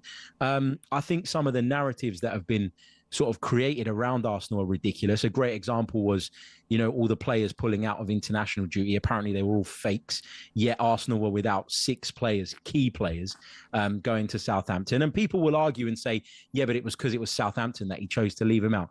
So then what you're telling me is that Mikel Arteta decided to leave players out deliberately from the bench as well, even though in all the cup competitions, he includes them on the bench, by the way, generally speaking. You're telling me he did that to protect the lie that Arsenal spun over the international break? That's the kind of nonsense that I can't subscribe to. I'm sorry. Like when Sir Alex Ferguson used to do it, it was genius. If Arsenal were doing it, which we don't even know, by the way, then it's the crime of the century. So yeah, it does feel like there's a lot of people against us. And I think as Arsenal fans, what we need to do, yeah, we can respond to it, but ultimately we need to stick together and not allow these kind of things to drive a wedge between us. Because if we're not together and we're not with this team going into this next 4 or 5 games, which I think are going to be pivotal, then we stand less of a chance. So, we've got to rally behind the team, behind the boys, and we go again. We go again on Tuesday. Stay strong, Harry. Stay strong. I'm trying. Good man. Harry Simi there, Thanks, broadcaster and Arsenal fan. I was hoping at one point he went, I promise you, and I thought he was going to say, I would love it. I would love it if we... It is funny, isn't it? Because I think it's because he's right. Like, you want different teams to win the Premier League, right? It's more interesting if Arsenal win it than if City win it. But I think because we're just so used to City winning it that we just go, well, I can sort of handle that annoyance. Like, I don't really want them to win it, but like, it's a new annoyance. That's the only thing I can think for people who are neutrals. Obviously, I understand, the tribal aspects of it, but I think it's interesting. I think it's not. I don't know if it's not fair to say. Does it annoy you? Because anybody who's at the top, people want to lose, don't they, Barry? I mean, that's how it works. Yeah. But an awful lot of people seem to want Arsenal to fail. I admit I am one of them. I would love it if they came up short again. But that's just because several friends of mine who are Arsenal fans would be absolutely insufferable if they won. Like, insufferable in so much as I would deliberately avoid their company. But you're meant to be insufferable. Like you're meant to crow if you've won something, aren't you? Yeah, maybe. But like last year when Liverpool won the title, I was quite happy for Liverpool to win the title. It doesn't bother me if Man City win the title or if Chelsea win the title. But Manchester United also, although during the 90s I really wanted United, during the Fergie era I wanted United to fail. But I suppose I support a team that never wins anything, so it's not that big a deal to me. But for some reason, I really want Arsenal to come up short, and I find it hard to explain why. It's not just because I have some mates that are... I can't help how I feel, Matt. Yes, exactly. No. Football's meant to be irrational. Let's talk to Barca Jim. He knows this. And a Celtic fan, host of the RGC podcast. Celtic away to Dundee. Hearts away to Livingston today. Rangers top of the table at the moment. Hey, Jim, you okay? Hello. Yes, how we doing, lads? Hey, Jim, okay? How we doing? Yeah, we're very good. We were talking to an Arsenal fan just then, Harry, about his nerves. You are what? I mean, you're playing catch up, aren't you? Again, with Rangers and Heart. Is it? I can ask you this question, Jim. Is it about Celtic winning the Premier League, or is it about Rangers not winning the Premier League? What's more important to you? Where we're sitting right now, it's more important that Rangers don't win it. Right? It's a bit like Tottenham getting relegated will be the balm on the sore for the Arsenal fans. Hearts winning it would be but our problem is, Max, everything we've done this season, like your big team will win things, Spurs, everything we've done wrong this season has pretty much been self-inflicted. Do you know what I mean? And that's the most frustrating part. It's not about looking at the other two teams and thinking, look how well they've done. It's like, look how easy we've made it for them to be where they are just now. So yeah, it's fun. I almost stayed out till 4 o'clock in the morning just to see if I could match that energy of Dave Allen today. You know what I mean? But I just don't have a 4 o'clock finish in me anymore. No. Jim, Celtic are away at Dundee today. They've played 3 times in the city of Dundee this season, lost all 3 under 3 different managers. It'll be quite some quadruple if they lose again today. And I'll be honest with you, I have planned my arrival at my local hostelry an hour early for a minimum of 3 pints pre-kick-off, Barry, because I am supremely confident it could well be 4 out of 4. I don't know what it is. That game at Tannadice, I was hoping that Celtic would have a bit of muscle memory at this point in the season. Like a bit like, again, in England, City coming into this point, they know what they're doing just now. But the other 2 teams arguably don't. They're not as familiar with it. But the game against Dundee United at Tannadice suggested to me that we don't have that muscle memory, and that's why I'm not approaching today with any confidence whatsoever.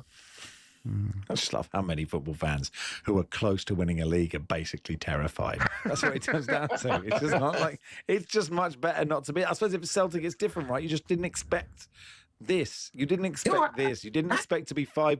Maybe you did. I don't know. No, that's the thing, man. I said about the self-inflicted thing, right? Now, I know there's people listening to this, and I say it often, that they're looking going, Celtic fan, getting these knickers in a twist because they're not doing well this season, when bearing in mind the last 13, it's been more or less trophy after trophy. But no matter what team you support, you want your team to be the best they can be with the resources they've got, no matter who that is. And we are so far short of that.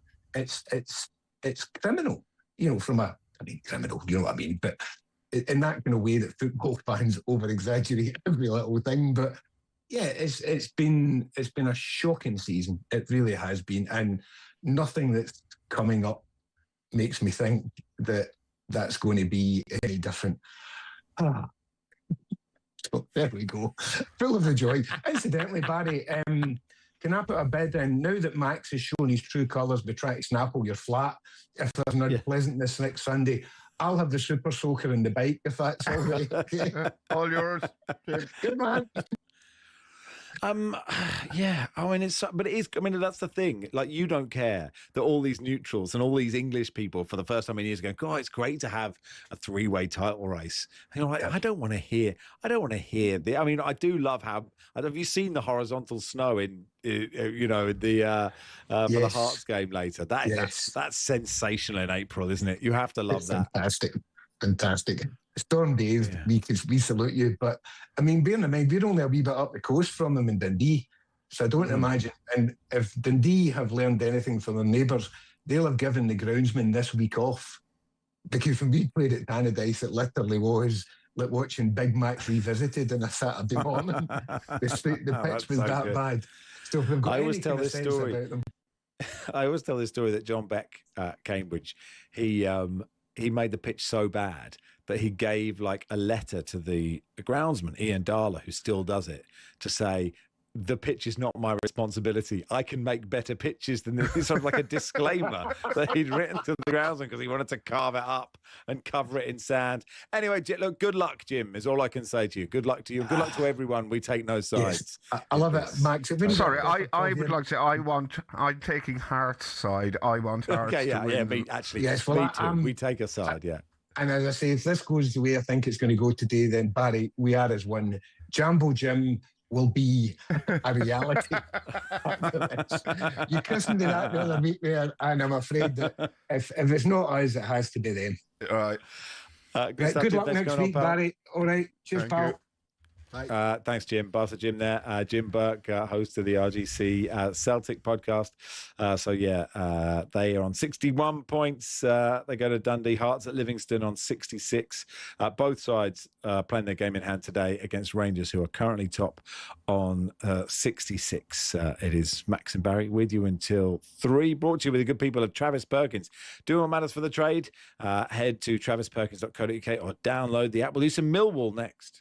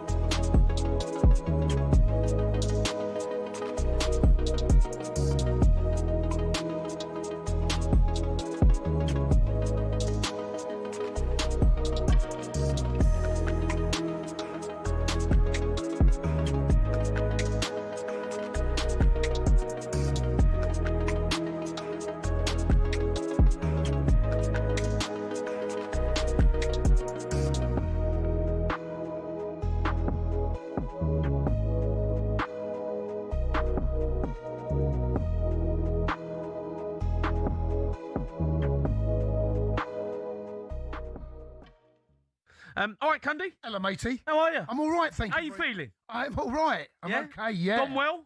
Yes, so for those that don't know, the hair transplant last Thursday. Yep. A couple of days off. Yeah. Back in today. You're looking well, mate. You look well. So far. You look hard. Well, well, the head's been shaved, right? So there's always got the image, haven't you? Like of a bit of a thug. Yeah, you look like you're going to be on like Football Factory or something. Yeah, but look, it went well. It's such a weird process. I mean, you're in the chair for about 8.5 hours. It's all done. I mean, that's hell for you, right? You can't. Oh, mate. Well, they gave me. I fell asleep halfway through it. They gave me sedatives. Yes, I struggle to sit still, mate. But struggle. I struggle to sit. Impossible. Still. Yes, but they're sedatives, mate. They work their magic. But here we go. So the beginning. Mate, I like it. Well, we'll see. It's the new Cundy. The new version. The new version of. No, improved. Don't know about that. It looks all right, mate. I'm happy with it. Yeah, well, look, big shout out to the Wimpole Clinic. Thank you very much for what they did. And we'll see the results, mate, over the next coming 3, 4, 5, 6 months. You've got to have a haircut, mate. What's the haircut look? What's the trim? You Don't know. Quiff? Don't know what I'm going to go for, mate. You look all right with the old skin. Yes, I'm not having a hair transplant and then looking like this. No? I'm not. No, you don't have a hair transplant and shave your head. It's all right, though. Well, for the time being, I've got no choice. Yeah. I've got no choice. This is how it's going to be. All right, so there you go. You're making me die. Yeah, it's a bit. I mean, did it hurt? Obviously, during the operation, it's very weird, or during the procedure, very weird, mate.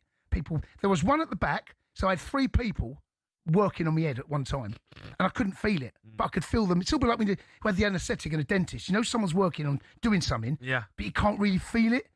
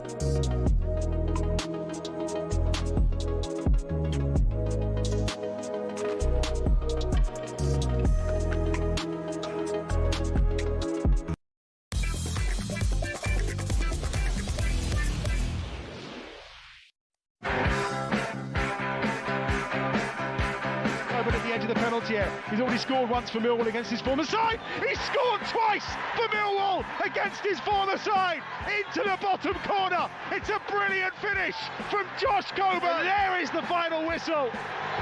And Millwall, the Lions are roaring at the Riverside. What a result this is. It just sets them up. It sets them up. They find themselves second in the Championship. They're in the automatic promotion places and have just moved a giant step towards getting to the Premier League for the very first time. Yeah, Millwall second. And it is in their hands. Win all their games and they get in the Premier League. I mean, that's it is not easy to do. Let's talk to Dan Marsh, EFL writer for The Mirror and a Millwall fan. Hey, Dan. Hi, guys. How you doing? Yeah, very good. I mean, in your wildest dreams, Dan, did you think that if someone said you'll be second, basically win the last 6, you'll be in the Premier League? Yeah, probably not. I fancied us. I think a lot of fans would have fancied us off the back of last year to sort of push the top 6 close after just missing out on the final day. But yeah, it's been so impressive the way we've sort of gone about it. I think traditionally we've always sort of come on strong in the second half of the season. The difference this time was we had a really good start, and you know, despite some big injury problems over Christmas, we sort of had no fit midfielders at one point. We've managed to maintain it, and yeah, I think if you'd have offered anyone this at the start of August, they'd have bit your hand off. I mean, it's looking like playoffs at worst for you, but that result against Middlesbrough, away from home, come from behind, Josh Coburn scores 2 against his former side. That's just a big statement win, isn't it? Yeah, big time. I think as well, even the Ipswich game, just before the break, I think you're looking at those 2 games, and maybe people sort of outside the Millwall bubble would look at that, and you've got us, Borough and Ipswich, and you'd maybe expect us to sort of fall away over those 2 games, but to come away with 4 points, you know, is huge. But the win over Borough was, you know, is the one considering where they were, and you know, it sets us up so nicely for the final 6 games. As you say, sort of, you know, Ipswich have got some games in hands, but you know, we're sort of in control of our own destiny as well. Yeah, actually, now I've just seen how many they've got 2 games in hand, so maybe it isn't in your hands. Sorry to give Millwall fans hope and be yelled at by Ipswich fans, but even still, and. Because a lot of people would have just looked at the table and Millwall doing well, as you sort of mentioned, thinking, well, they will eventually, they'll just fall off. Are you playing the sort of football? Because we saw Southampton. People who don't watch the EFL will watch Southampton last night and think, God, these guys are playing brilliant football. Are you playing? And Coventry, we've seen play brilliant football. Are you playing great football? I wouldn't say we're playing great football. I think we're very good at what we are. I think we're very effective in a number of ways. We can play good football, but we were never going to go to Middlesbrough and sort of, I think Alex Neil said himself, we're never going to go there and pass them off the pitch at Riverside. We've got good players who can play. You know, we're a good physical team. We're an athletic team now, I think, as well. Work's got on to sort of bring the average age of the squad down. We're good at set pieces, which obviously is a big part of a modern game. So I wouldn't say, we're not this sort of total football side that you see as a Southampton, but, you know, we're dangerous in so many ways, and you know, it's obviously worked very, very much in our favour. Dan, how many of your players, and I apologise, but my knowledge of Millwall's playing staff is not as good as it should be. I know you've got Anthony Patterson in on loan from Sunderland, the goalkeeper. He's a good player, but he didn't get a chance under Regis Labrie in the Premier League. How many other of your players are sort of loanees, and how would you be fixed if you did go up in terms of playing staff? So in terms of the 11 who started on Friday, it's just Patterson, I think, on loan. So 9 of the 11 players who started were with us last season from January. So we'd be pretty well fixed. I mean, the only thing I'd say is like some of the players, Femi Aziz and Tristan Kramer, have been so good this season. You know, you'd expect them to attract interest whether we go up or not. I think we'd be fixed. I think over the years we've been a really, really good defensively. We've always been really solid in the Championship. It's been goals which have sort of prevented us from sort of taking that next step, I think. You know, Josh Coburn was obviously, who knows where we'd be if he'd been fit the whole season. He's missed a big chunk of the season with injury. Obviously had a brilliant game on Friday. And Mihailo Ivanovic, I think they've both got 8. Femi Aziz has got 8. You know, he's been in inspired form. So we'd be in a good spot. We're not sort of a team full of loanees or anything like that. Now, you look too young, Dan, to remember them in the top division. How old are you? Were you alive in 1990? No, I was 92, so I missed it. God, we're so old, Barry. But you know, like obviously Millwall at the old den was Millwall at the old den. There are so many cliches about Millwall, and you know, people looking at the league table now going, "Oh, all the big clubs will hate going to the new den." Is that true? Are those cliches true? Will they actually hate it, or is it different now? Yeah, I don't think I like it. I never went to the old den. Like I said, I'm born 92, so I just sort of missed it.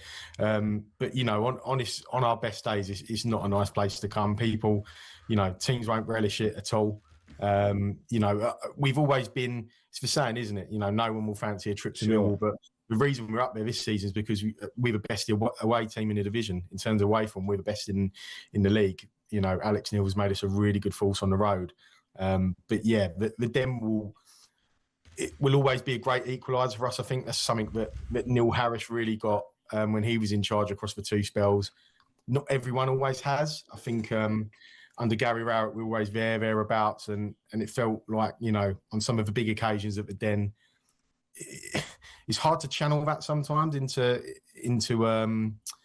results and performances because, you know, it's such a difficult place to play. But Alex Neil's done that. You know, we're impressive on the road, good at home, and absolutely teams will not.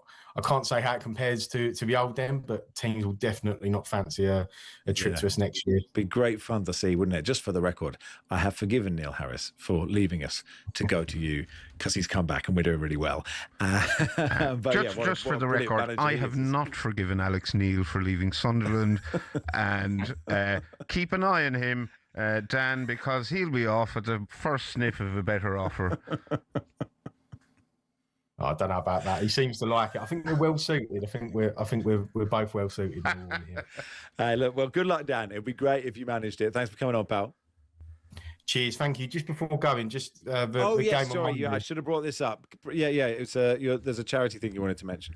Yes, one of the groups of lads at Millwall were a really good podcast, Chat with Chaps. They've raised £35,000 over the last 18 months for cancer research. They're doing an annual fundraising day. They've got an auction going at the minute with lots of signed shirts, Millwall, Arsenal, England cricket, prizes, and they're doing a fundraiser on the day. So it's going to be a sellout. It's going to be a great day. If you're coming down, you know, please dig deep and spread the word and hopefully get involved. When is that, Dan? That's on Monday. The Norwich game tomorrow. Okay, good stuff. Yeah, we'll dig that. We'll find out some details and I'll stick it on my socials and stuff as well. But thank you, Dan. Appreciate your time. Amazing. Thank you, guys. Have a good day. Dan Marsh there, writer for The Mirror and a Millwall fan. Norwich tomorrow. They play at 1 o'clock. That's an Alex Neil derby, isn't it? It is an Alex Neil derby. Another reason I don't like Alex Neil is because he was once very rude to me at a post-match press conference at Carrow Road. When I asked him a question he didn't like. Okay, well, I think you should just let it go, Barry. I can't let it go, Max. I'm a small, petty man. No, you are. They play Norwich 1 o'clock kickoff. Portsmouth Oxford's at midday. A whole host of 3 o'clock kickoffs. Of course, we will keep you covered on talkSPORT. It is Max and Barry with you till 3. Women's FA Cup quarterfinals are today and tomorrow. Angelina Kelly will look at them in just a second.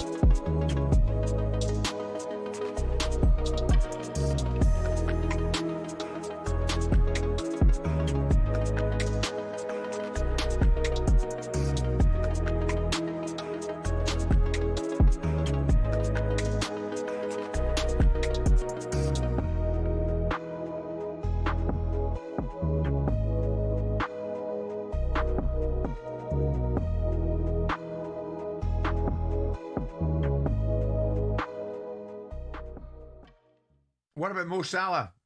With Saudi in mind, is he now the most eligible free agent around? It's a strange one because Saudi sources sense that MLS are going to make a big push, and MLS sources think he's nailed on to go to Saudi Arabia.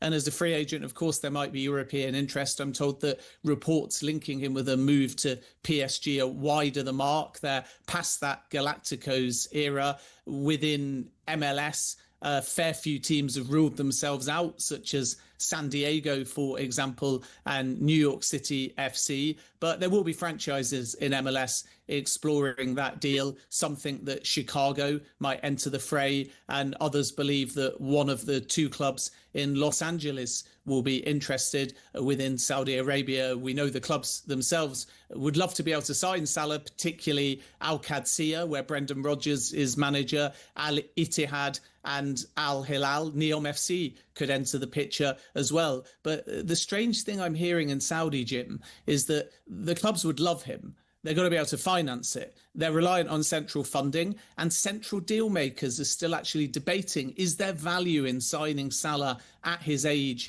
and at his wage? Last summer, they would have done it because they were negotiating the TV rights and they thought that they could sign Salah and get a really lucrative deal in Egypt. Now the central deal makers in Saudi are less sure whether he's still going to be the poster boy and have a return on investment. So the clubs are all in on Salah in Saudi, but some senior central figures still, I'm told, need some convincing.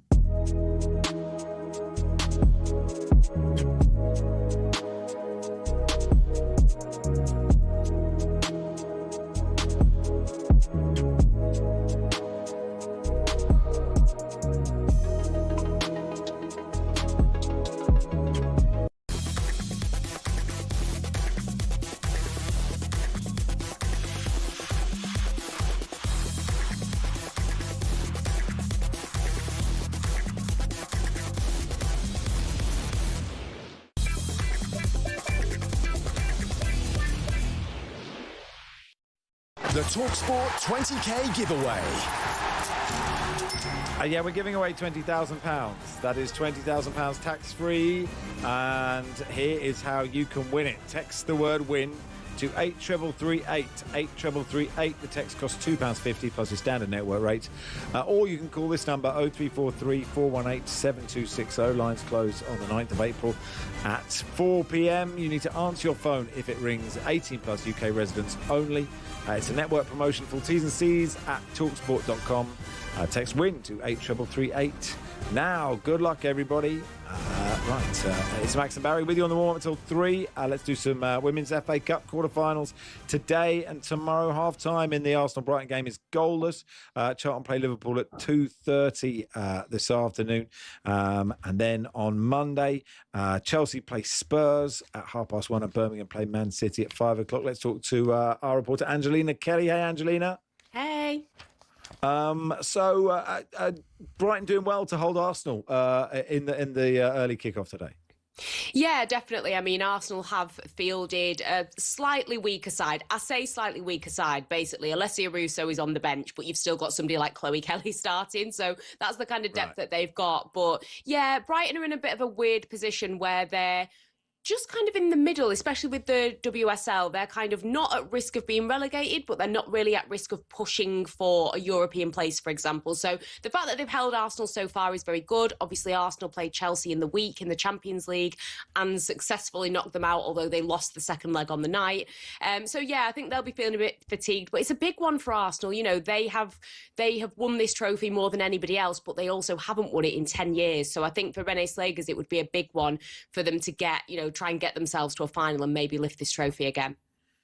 You mentioned the Arsenal-Chelsea game. Is the FA Cup enough to save Sonia Bonpasta, do you think? You know what? I was thinking about this before I came on, and I think that it will keep her there till next season. I mean, they've already won the League Cup, but that's almost like a prerequisite for Chelsea, it seems. And you look at the FA Cup, I think if they're able to get that and they're able to qualify for the Champions League, because it's only the top 3 teams, and it's very, very competitive because you've got Manchester City, who have pretty much won the league. You've then got Arsenal, who have a game in hand, Chelsea and Manchester United all battling it out. So I think if they can get Champions League football next season and win the FA Cup, I think that will be enough, but it will have to be a Champions League trophy next season. Otherwise, I think that would be it. Angelina, can I ask you about the Katie McCabe hair pulling incident during the week in the Champions League? Yes. Remind me again, whose hair was it that she pulled? Alyssa Thompson. Alyssa Thompson. Right. Yes. Now, I'm going to go out to bat for Katie on this one. Okay. While I appreciate she did pull Alyssa's hair, I think it was unintentional. I think she was reaching for the shirt.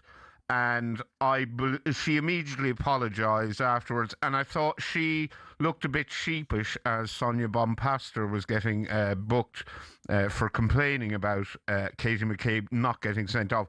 So while I agree she did pull the hair, she should have been sent off. But I do think it was an accident. Thoughts? I do get where you're coming from, because Katie McCabe does not mince her words and also her facial expressions. You know exactly what she is thinking. She doesn't care. So she did look a little bit sheepish. I do get what you mean. But also, I mean, watching the replay, Sonia Bompastor, by the way, post-match, bringing a phone with the great. Evidence. Really good, How has that not been done? It seems like something like Jose Mourinho would have done back in the day, wasn't it? It was great. I loved it. But I think Katie's a good actress, maybe, as well. I don't know if I'm having it. I think while she maybe did go to pull the shirt, I think she was also well aware that she had quite a long ponytail as well, and maybe thought, if I get it as well, I can always blame I was going for the shirt. But I mean, she should have been sent off. It's not the first time that it's happened to Alyssa Thompson this season. A West Ham player was sent off for doing it to her. So I felt bad for Chelsea in that game across the two legs, really, because there were a couple of decisions that didn't go their way. I mean, at the end of the day, on the night, they weren't good enough to get the job done. But when you have, disallowed goals going against you, that situation with the hair pull, it didn't seem fair. And on a night when they've got VAR as well. Yeah. Just quickly on those the two games we haven't mentioned, Charlton playing Liverpool and Birmingham playing Man City tomorrow. Do you give the lower league clubs any chance? With Birmingham City, probably not. Manchester City are not in the Champions League. They're well rested. Their players are firing on all cylinders. Viviana Miedema, Khadija Shaw, etc. With Charlton and Liverpool, it's a really interesting one because Charlton are second in the WSL too. So as things stand, they will get promoted. And Liverpool are, they're just starting to come into their own a little bit too late in the season. They were in the relegation battle at one point. They've managed to push away from it. But I think this will be a really good test for Charlton. And I think that they do have the quality to kind of hold Liverpool to account. So that would be the one I'd be looking at if you're thinking of if there is a side from the WSL2 that could push. I'd go for Charlton. Good stuff, Angelina. Thanks for coming on. Thank you. Angelina Kelly there. It is Max and Barry with you on the warm-up here until 3. We'll do some Liverpool in just a sec.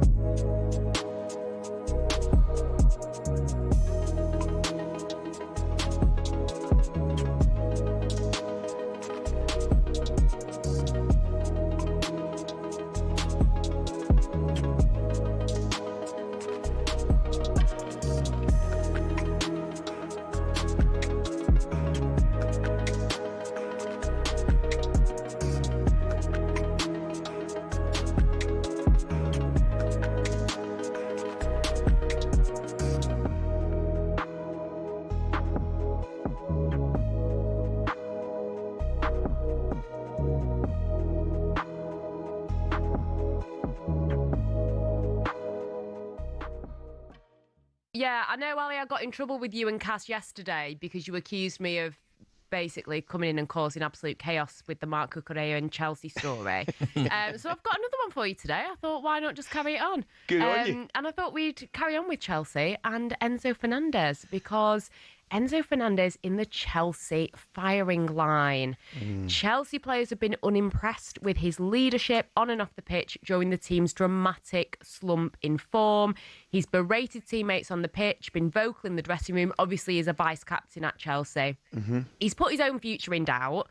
He has hinted at Real Madrid. He then recently has said on a stream whilst on international duty about how he'd love to live in Madrid. I mean, he ain't really playing hard to get, is he? It's giving a little bit desperate. It's not a good look, is it? As a Chelsea fan, you'd want him out if he's behaving like this. Well, listen, if he doesn't want to be there, it's very, very difficult for the manager or the players, to want somebody in the dressing room like that. They've got the potential to be a bit of a rotten apple, if you like. And I just think there's a few boys, particularly in international duty, they go away and then they get caught up. They forget, don't they, their place? They do. They think that, that these comments won't get back to their mother clubs and things like that. So say something, Gary, though, and Angelina. Real Madrid aren't paying 100 million for Enzo Fernandez. No chance. I'll tell you that now. So you better shut up. Unless he wants to go to Atletico Madrid, I'd shut up, be quiet, and help your team get back into the Champions League.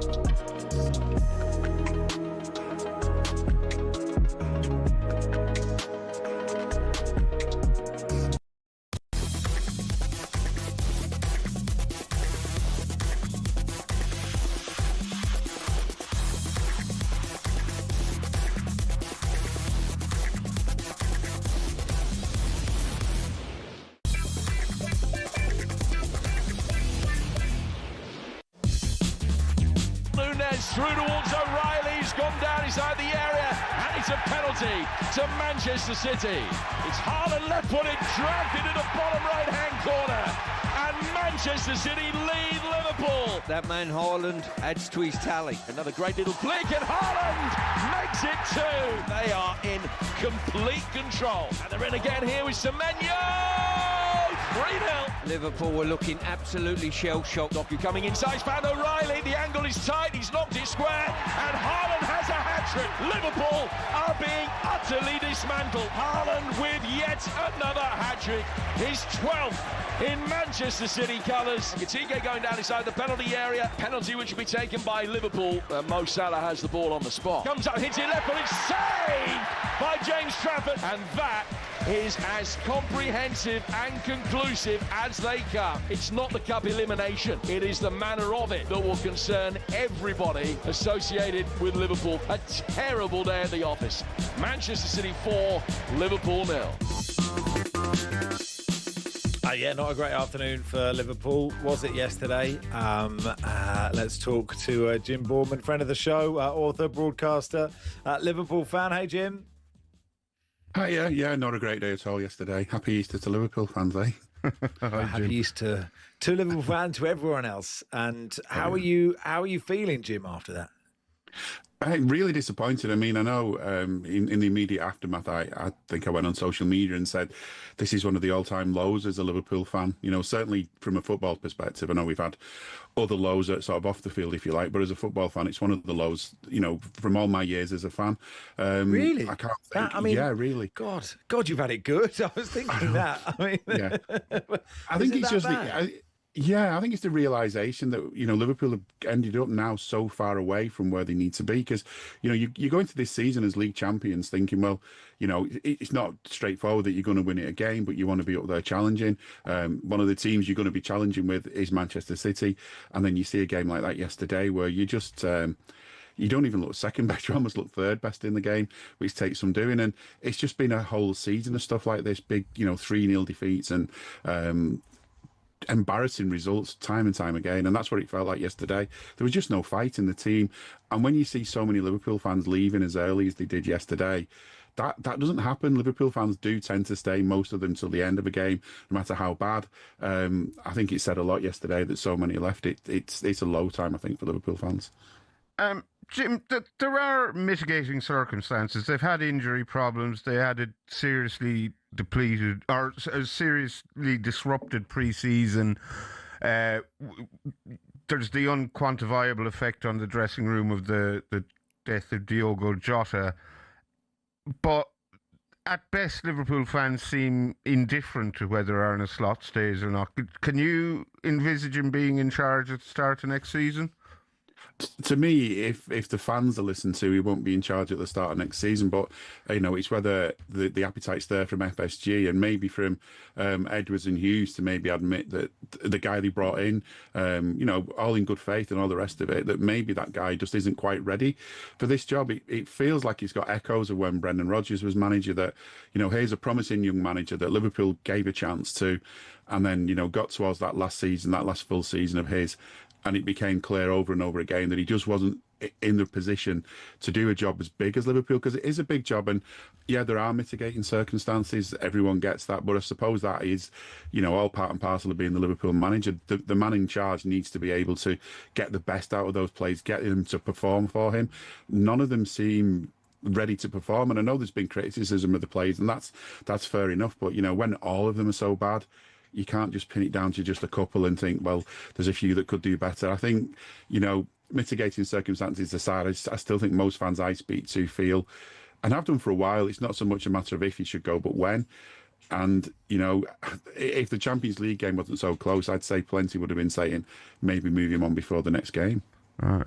And is it his fault that Virgil van Dijk looks a shadow of his former self?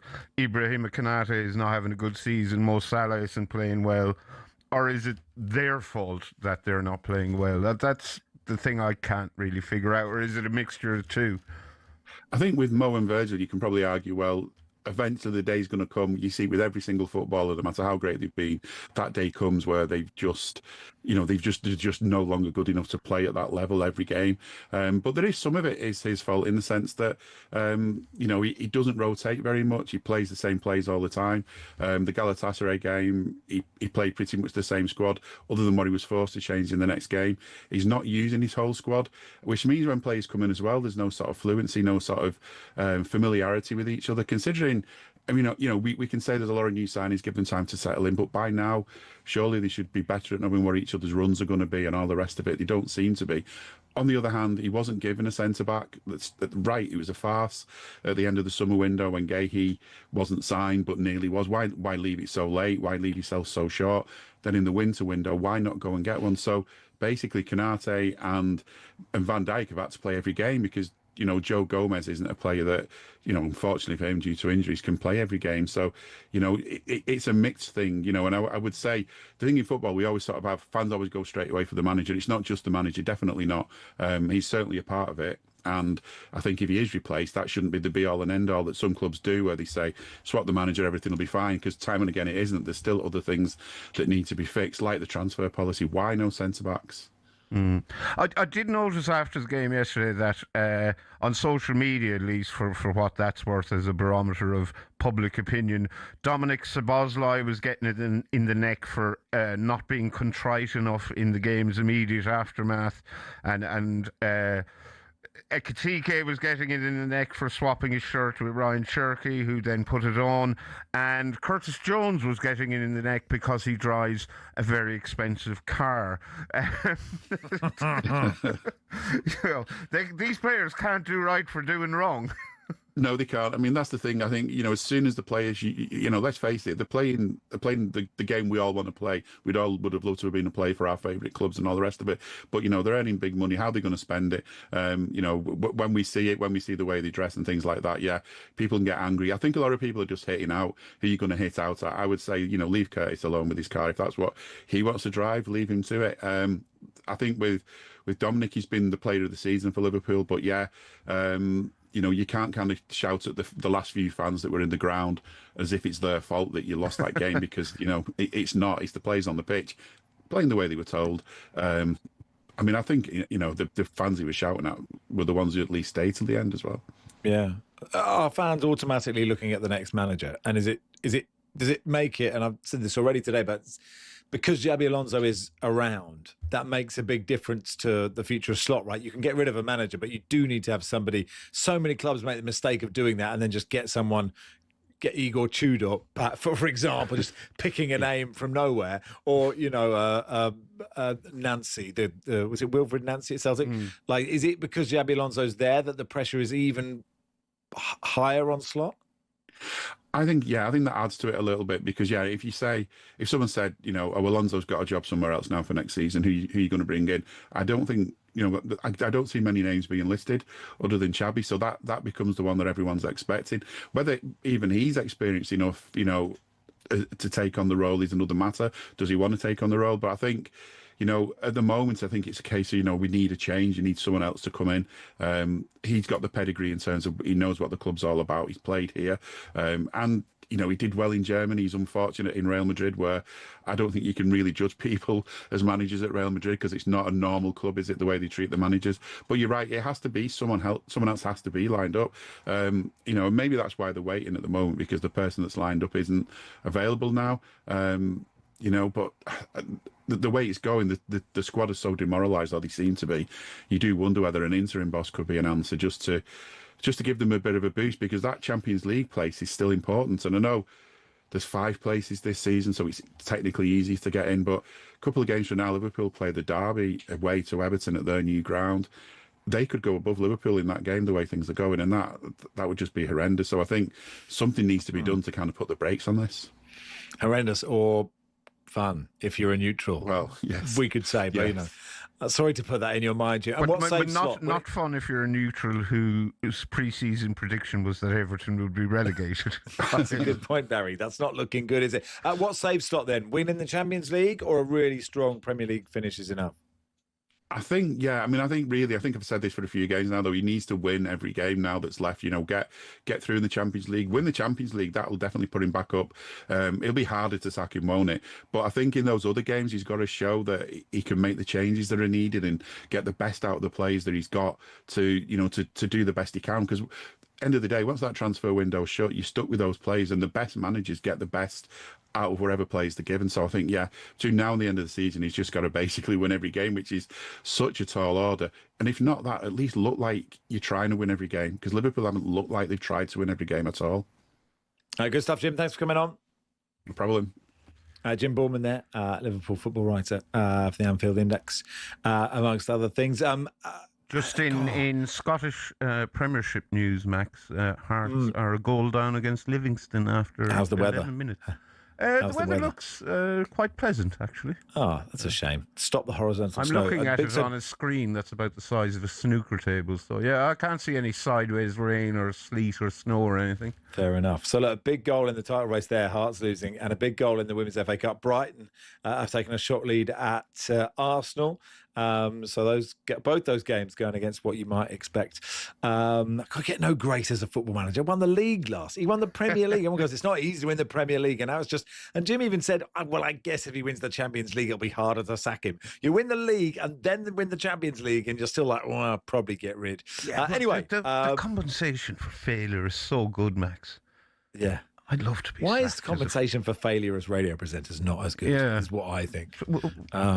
Unless you're in politics or football manager, or I suppose big business, you know, if you're chairman of Thames Water. I don't think we'd be good at big business, but I think that ship has sailed for us. I don't think if I could walk into a big business and say, I'll be the CEO and golden handcuff me or whatever it is. But you see, I think you just don't have the confidence to walk in and say you'll be good enough. Lots of people in big business aren't good enough, but they still have the gigs. Yeah, and they get handsomely rewarded for being good at them. Yeah. And we're being I mildly presume rewarded. everyone who's in charge knows what they're doing. But the older you get, you realise not half of them haven't a clue. The spoofers. I don't think anyone knows what they're doing, really, do they? The footballer game is soon, and we need one of you to take us on, because I think we forgot to ask if anybody could do it. So if you'd like to play the footballer game, 03717 223344. It's harder than you think it is. You come on here on the pressure of live radio, but you'll still have a nice time. 03717 223344. One of you to please play the footballer game in about 5 minutes' time. We'll do some leads before that.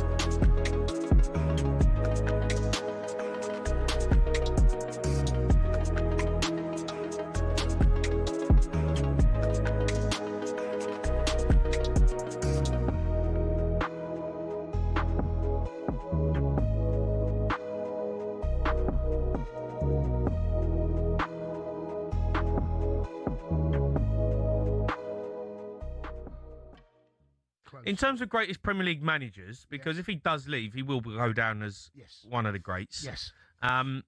What's your top three? Sir Alex, Pep, and Jose for me. What? They're Jose Mourinho? Yeah. What do you mean, Jose Mourinho? Not Arsene Wenger? Arsene Wenger was in the conversation. Oh, you're putting Jose in there? Yeah, of course I'm putting Jose in there. 5.5 years, three Premier Leagues. Arsene Wenger had Premier League all-time manager. 22 years he was there, Arsene Wenger. Won 3. Jose 5.5. Won 3. I mean, in terms of Sir Alex, because he was there. Sir Alex is no question, right? He's the Don. He is the Don. Yeah. Right. He's the Don. Yeah. Pep's number 2. Can't argue because it's longevity as well. How long's he been there, Pep? Is it 9 or 10 years? I think I'm right in saying that. If it's not 9, it's coming up for 10. 26. Okay, so 10 years he's got. Okay.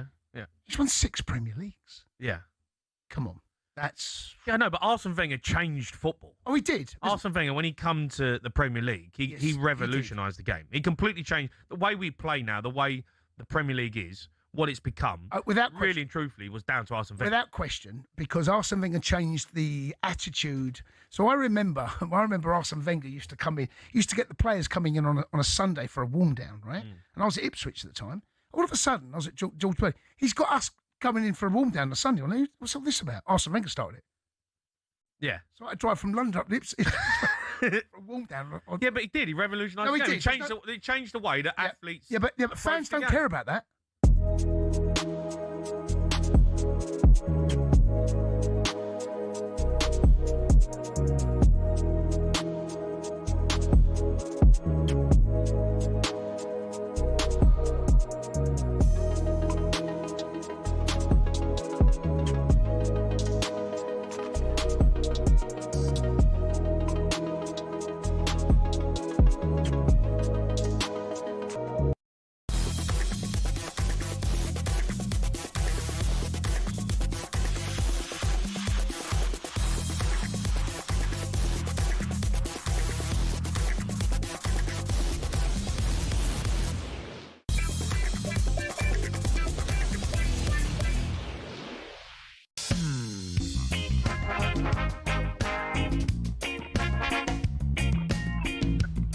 Good afternoon. You are listening to the warm-up on talkSPORT. Max and Barry with you until 3. Barry, I think we're doing very well to be broadcasting at this late hour, aren't we?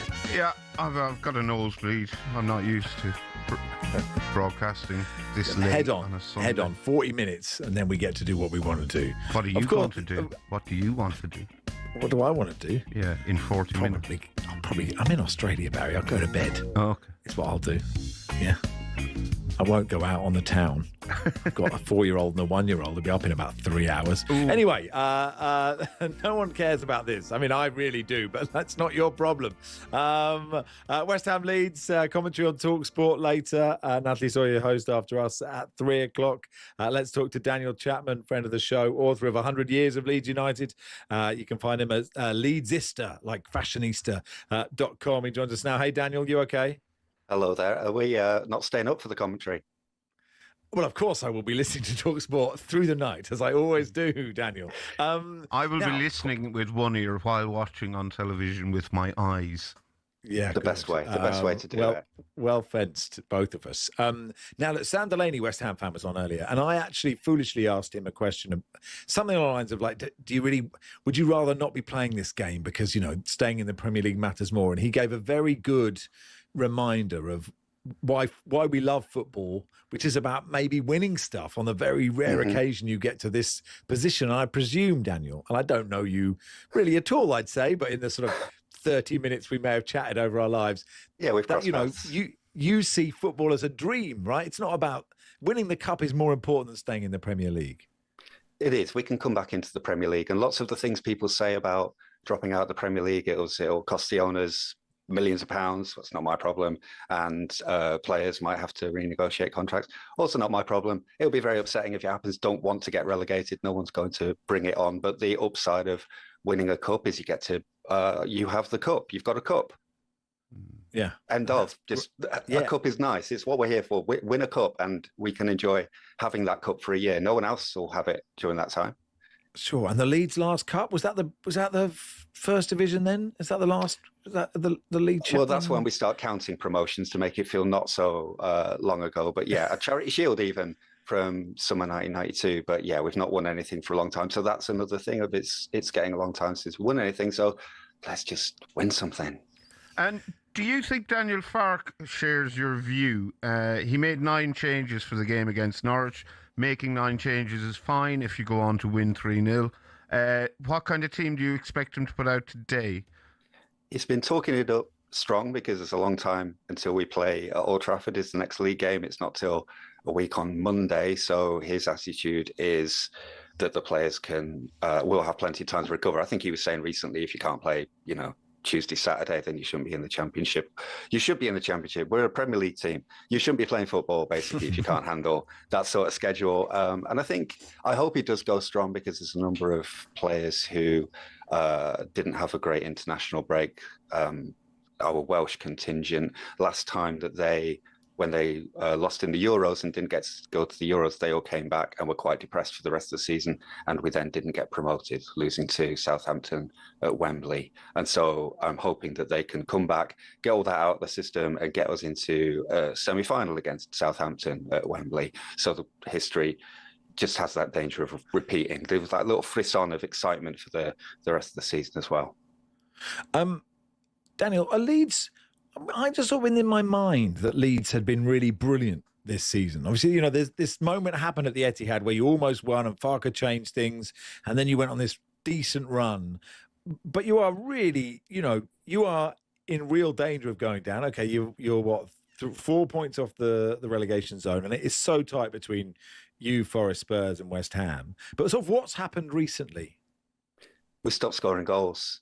But at the same time as not scoring goals, we've not been making mistakes and we've not been losing by big scorelines. And so we are still good. We're about as good as you'd want to be in this position if you're not scoring in every match. And I did a bit of boring stats work and worked out that of the teams at the bottom, when Leeds don't score, we've picked up more points than any of the other teams around us at the bottom. And if we've only scored 1 in a game, we've picked up more points than the teams around us at the bottom. So we've kind of dropped back into being very solid. Whereas there was that little brief spell when we beat Chelsea by 3, and it was all, and we've been drawing 3-3 with Liverpool, and it all got quite free and exciting.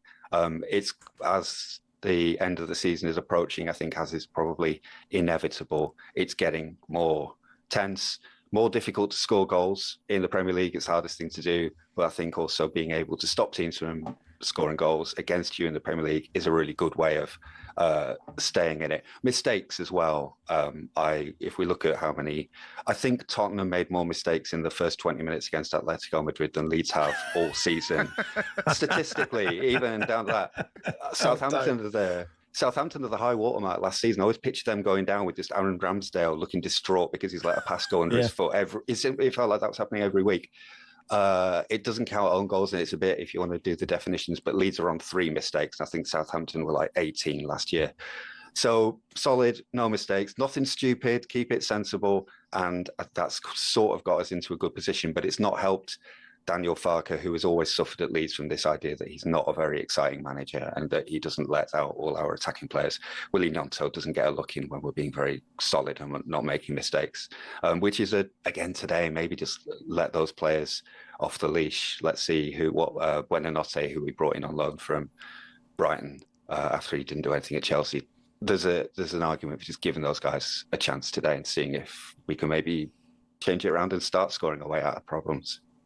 Dominic Calvert-Lewin is probably not going to play today. I think he's got a hamstring issue or something. He's had a good season, but the goals have dried up somewhat for him. Am I right in thinking that off the top of my head? Yeah, the last few weeks, he missed a penalty at Crystal Palace, and that was a chance to get a goal that he hadn't done for a while. But he's at the point where he's hit double figures, and he didn't cost us a transfer fee. And our other striker, Lucas Nemch, didn't cost a transfer fee. I think he's maybe got 6. So you're hoping that we haven't just had everything we're going to get from them, but there is an argument that you've got as much as you're going to get in our part of the Premier League. There's not many players hitting double figures. So it's kind of like he's done a really good job already this season, and it feels almost unfair to go back to him and go like, can you do some more? But that's life. We do need some more from Dominic Calvert-Lewin. And that chance against England, I think someone once did a study on his heading technique and said it was absolutely perfect. Like, he's got the phenomenal technique of heading. Yeah, he gets it like right in the perfect point of his head every single time. He knows exactly when to turn his head. And all of that was completely wrong in that chance. And I don't know if it was maybe the pressure of being at Wembley or just like I was there as well. Maybe he was trying to stay awake through it to that point, and was too much of a surprise. How hard is it to do a study on who is the perfect header of a football and the exact apex of Dominic Calvert-Lewin's forehead?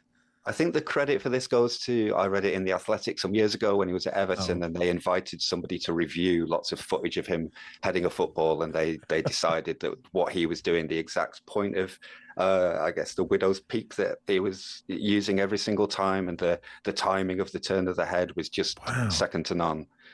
But it would be great in that case if Leeds played with wingers and put more crosses on his head, there's these things we can cricriticise. I'm not a manager. Oh, I'm excited to learn that. Thank you so much. Sounds like an athletic someone had beast, done a PhD in it. Dominic It's there to be done. Head. It's there to be done. A comparative of different footballers' heading techniques over time. I would love to see Dominic Calvert-Lewin put up against Lee Chapman. Yeah. Well, let's have a look at it. We'll see what we can do. Maybe I'll do that after the show. Thank you, Daniel. Thanks for coming on. Thanks, Daniel. You're very welcome. Thanks for having me. Daniel Chapman there, author of 100 Years of Leeds United, and now does leedsista.com. Yes. Hearts have equalised against Livingston, Max. Just keep my eye on the Scottish Premiership here. It's like Jeff Stelling in the studio with me. Let's play the footballer game. Reece joined us. Hi, Reece. Hi. How are you out of 10? I mean, like 4 tops. Okay. Good stuff. Gaz, the Wolves fan from Telford. Yeah, he's always here, ready to save us in our hour of need. Hey, Gaz. Hello, broadcasting legends. How the devil are we? We're very good. What's your footballer game record, Gaz? Have you played? Well, live on the 20th of November, 2022, I won the footballer game by getting David Villa and Asamoah Gyan, a.k.a. the R&B rapper Baby Jet. Right. Got it. God. Did you remember that off the top of your head, or have you got an Excel spreadsheet? I cannot confirm nor deny if I have an Excel spreadsheet. This sounds like the work of a man who might have done a PhD on Dominic Calvert-Lewin's heading technique. If you spoke to my school teachers, they would be very surprised if I had a PhD. Yeah. Yes, well, it does sound, whatever, it does sound like a man who has too much time in his hands. But look, we salute you, Gaz, and here we go. Let's go with player one. Okay. Our first footballer began his career at Arsenal in 2001, staying until 2007, scoring just the once in 29 games. He was loaned out twice. Rob Holding. Nope, the first time to Celtic, where he didn't play or score, and the second time actually, he got loaned out 3 times. So the second of his 3 loans was to West Ham in the 2005-06 season, where he didn't score in 7, and his last of the 3 loans from Arsenal was a loan spell with Wolverhampton Wanderers, where he scored twice in 14 games. He then moved permanently. Emmanuel Frimpong. It's not Emmanuel Frimpong. He then moved to Middlesbrough in 2007, where he stayed until 2010. Jeremy Aliadier. It is Jeremy Aliadier. God, he's good, isn't he? He's good. Update that very spreadsheet, Gaz. Here we go. No one Gaz likes 1. to show off. Gaz 1, Barry 0, Max 0. I love the desperation of 2 people fumbling over Emmanuel Frimpong and it not being right. Here we go with player 2. Our second footballer began his career at Herediano in 93, staying until 97, scoring 20 goals in 14 games, which earned him a move to Premier League with Derby County in 97, where he stayed until 99. Stefano Baiano. Nope, where he scored 23 goals in 72 games. He was then off to West Ham between 99 and 2000, where he scored 12 and 35 before moving on to... Paolo Wanchop? It is Paolo Wanchop. Oh! I could see him. It's only a game, Gaz. Right, Max 1. Max 1, Gaz 1, Barry 0. Here we go. Our final footballer began his career at Hellas Verona in 2010, where he stayed until 2014, scoring 11 times in 89 games, going on loan for the 2010-2011 season for Sambion Ifakesi, where he scored once in 31 games. He then moved to Napoli between 2014 and 2018, scoring twice in 139 games, before coming to the Premier League with Chelsea in 2018, staying until 2023, where he scored 29 goals in 143 games. Then Jorginho. It is Jorginho. Any thoughts, Barry? No. I'm surprised Jorginho started his career at Hellas Verona. Okay, it is a thought. That's a thought. He recently in the news because who was the musician who upset his stepdaughter? Chapel Rowan? Chapel Rowan, that's the one. Yes. Was walked past Jorginho's daughter? Jorginho's stepdaughter walked past Chapel Rowan as she breakfasted in a posh Rio hotel, I think. Okay. And apparently one is not... walking past Chapel Rowan while she eats breakfast is frowned upon. Is that so? Yes. And Chapel Rowan made it clear in no uncertain terms that she did not wish for anyone to walk past her while she breakfast. Right, so it wasn't I don't Jorginho think she specific. realised the child in question, who didn't bother her in any other way, just walked past her, was the daughter of a top celebrity footballer. And it came back to bite her big time. I see. I'm just trying to deflect away from the fact that I didn't get any right in this instalment of the football game. Well done, Gaz, and well done, Max. In my head. Yeah, you can still see Pat. Well, the next time you speak to us at the footballer game, which, according to statistics, will be in 2030, you will still be looking at Paolo Wanchop in your head. So look, speak to you in 4 years, Gaz. Enough love. Take it easy. Bye. Good stuff. So yes, Max 2, Gaz 1, Barry 0. But Barry with some good celebrity news there. Well delivered. I don't know much about Chapel Rowan. I mean, I'm sure she's not a good singer. Of them. Is she okay? She's a good singer. Can you tell me one of her songs? No, I can't name one. Pink Pony Club is one of hers, yeah. Oh, is that her? I get her mixed up with Self-Esteem, who's also a good singer. Yes. But Self-Esteem seems to be a much nicer person. Right, so you could walk past. If you walk past Self-Esteem, I think if she'd Self-Esteem was getting stuck into a full English and you walked past her table, I don't think she'd care. There you go. Okay. Brighton 2-0 up at Arsenal, by the way, in the Good Luck Babe, I'm told, is another Chapel Rowan song. People could just be saying things in your ears. No, now, that was Jack saying things in my ears. Okay, well, I know it was, but they could be saying anything. Oh, yeah. There's no way of knowing, is there? But look, good luck to everyone in their musical endeavours. It is Max and Barry with you. And with their breakfast. Their breakfast, yeah. 2 important things. I'd say two of the most important things in life, breakfast and music. Ben Fisher from The Guardian will join us in just a second, the EFL correspondent. He was at Southampton yesterday, so we'll do a bit of that and we'll look ahead to the EFL tomorrow as well.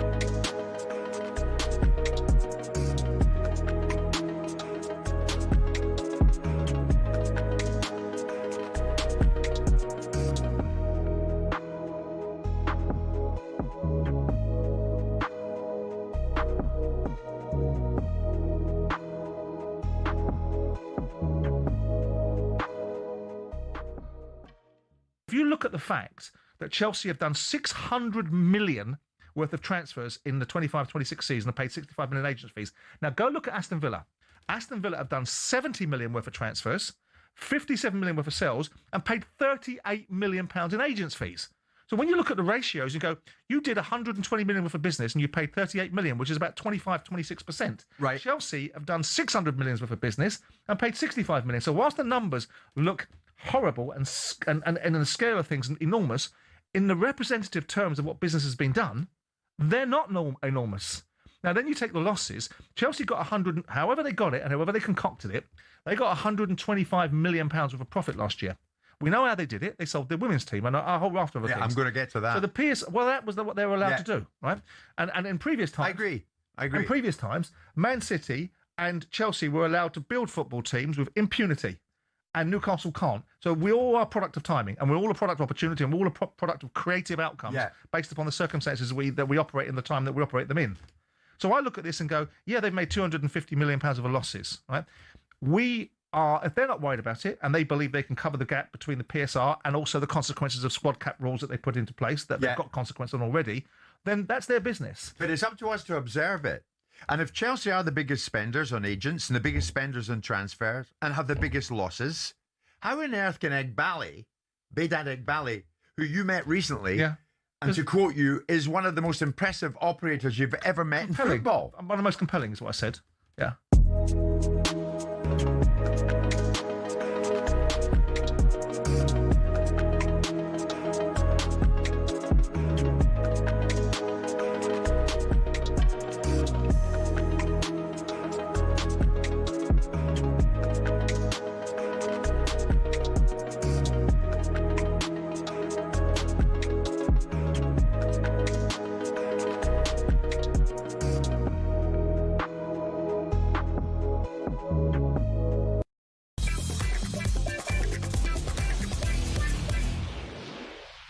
The talkSPORT 20k giveaway. If you would like to win £20,000, all you have to do is this. Text the word WIN to 83338. Text costs £2.50 plus your standard network rates. Or you can call 0343 418 7260. Lines close on the 9th of April at 4 p.m. You will need to answer your phone if it rings. 80 plus UK residents only. It is a network promotion. Full T's and C's at talksport.com. So text WIN to 83338 now. Good luck, everybody. Jim's been in touch, Barry, to save Barry from getting sued by Chapel Rowan. It wasn't her security that took umbrage at Jorginho's daughter. It was some busybody employed by the hotel. So you have our That's her story, apologies. Max. That's her story. And Well, one I maybe. believe she's sticking to. And Well, Neil has been in touch to send Hi, us Neil. a photo of some sideways rain in South Queensferry, Scotland. Thanks for that, Neil. And Thank you, Christina, friend of the show, has been in touch to say, I came across Alex Neil in a pub in Peebles. He was sat by himself at an incredibly small table and reminded me of a sad gnome who'd lost his fishing rod. Oh, thank you, Christina. I just to say, if Chapel Rowan is to sue you, I want no part of it, because while you were talking about that, I was beginning my PhD on the apex of Dominic Calvert-Lewin's head. So there we are. Anyway, let's talk to Ben Fisher, EFL writer for The Guardian. How you doing, Ben? Hey, Max. Hey, Barry. Hey, Ben. Yeah. Look, you were at St Mary's yesterday. How good was Southampton? Yeah, amazing. And, it's one of those things maybe sometimes gets lost, doesn't it, when a big team, obviously, especially in Arsenal's position, goes out in the manner they did. But Southampton, just brilliant. So aggressive from the beginning, first whistle, and thoroughly deserved. I think you'd have to say if they didn't go through, it would have felt quite cruel. So amazing performance, amazing atmosphere at St Mary's. It was absolutely rocking. And through it all, I think the best performer may be Tonda Eckert. So calm, unmoved, basically, on the goals, hands in pockets. While everyone else was getting giddy, he was just admirably focused. Ben, pretty much everything I know about Tonda Eckert, I gleaned from an interview you did with him a couple of months ago, I think, or a few weeks ago, for The Guardian. Well worth seeking out for anyone who's interested. He seems like a real interesting bloke with a good backstory and with a great future ahead of him as a head coach. Yeah, I mean, last night somebody said, is this the kind of best night of your career? And he kind of said, hang on a minute, I've not been doing this that long. And you kind of forget he's the youngest manager in the pyramid, but for Fabian Hertzler, who's not much younger than him.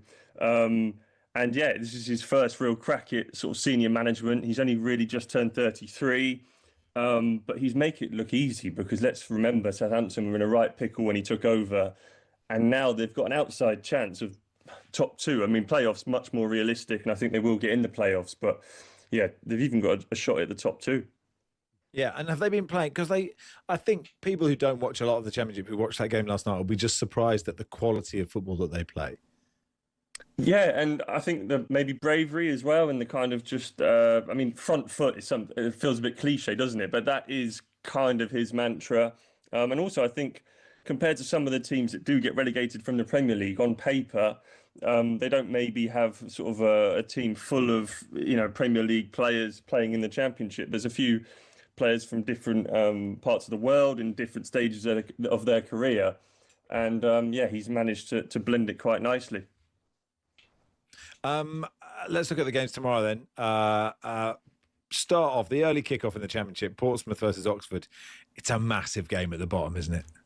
Yeah, huge. I mean, pressure on both teams, but Pompey are really wobbling. Only Sheffield Wednesday have taken fewer points than Portsmouth over the last 10 matches, which is, pretty ominous in itself. Obviously at Fratton Park, Oxford have had an uplift under Matt Bloomfield, but it's one of those things where the bottom of the table has this kind of, snakes and ladders feel to it. You think you've cracked it one week, and then the next, someone else gets a result and you're back in it. So, yeah, massive game at the bottom. Pompey also do have a game in hand, so that could be crucial. Yeah, worth saying at the bottom. So Wednesday gone, of course, but Oxford on 40 points in 23rd, Leicester on 40 in 22nd, Portsmouth have 41, West Brom 44, Blackburn 46. And it's probably from them. I mean, would you say Charlton aren't totally safe, Ben, on 48? I think Charlton are okay. I think it's that clutch of five just below Charlton. Blackburn obviously had a massive result at the weekend, on Good Friday, sorry. So, yeah, I think Portsmouth-Oxford, there's no bigger game tomorrow. And Ben, Leicester are very much in the relegation mix. How surprised are you by that? They're playing Sheffield Wednesday tomorrow. Do Leicester have enough about them to take the 3 points from Wednesday, as most other teams do? Well, I mean, yeah, I think they do, and I think they probably will win. But as I said, that's not going to be enough. Other teams are picking up points in results. Leicester to be in a predicament is shambolic, really. They should never be in that predicament, even with the points deduction. And as I think I said the other week, they could still get another point at least, certainly if the Premier League have their way, for breaching financial rules. So definitely one to keep an eye on in the coming weeks. And then at the top, you've got Hull in 5th against leaders Coventry, Millwall in 2nd against Norwich, who are on pretty good form as well. And they are, the Millwall story, we chatted to a Millwall fan earlier, Ben. The Millwall story is so fascinating. Yeah, Millwall and Norwich are the two form teams, but for Coventry, really, in the division. and Southampton. And yeah, Norwich probably think if they sort of started their season a few weeks earlier, they could be in the playoffs themselves. Mill to be in second, up into the top two for the first time. Their running looks relatively kind. Maybe once the Norwich game is out of the way, they've got a hell of a chance now. Middlesbrough feel like they're sliding. And as you say, Coventry can take another massive step towards promotion at Hull. They were brilliant against Derby, who were very good themselves on Friday. And Coventry could, if results go their way and they do the business, could be up on this weekend on Saturday. In League One, a point for Lincoln is enough to get promoted. Again, no one predicted Lincoln. I don't know if you did a prediction of League One, Ben, but if you did, where did you have Lincoln?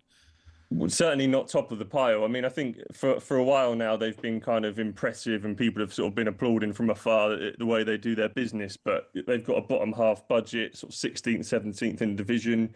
As whenever you talk to clubs, usually wage bills kind of dictate ultimately where teams finish more often than not. And Lincoln are defying the odds. Remarkable job by Michael Scubala. Liam Scully, the CEO, says they're a club sort of, not into the shiny things, which I think is quite nice. And yeah, they're top of all the stats. Set pieces as well, a massive thing. No one scored more set pieces than them in the pyramid, 7 more than Arsenal. So, yes, another set piece FC to a degree. League Two, at the top of it is too stressful. I mean, we battered Swindon on Thursday night and they equalised in the last minute and we should have been about 5 up. It's so annoying. So, Bromley have got 80 points, MK Dons 75, Cambridge 73, Notts County 73, Salford 73, Swindon 71. So those automatic promotion places, you imagine, will go to the wire.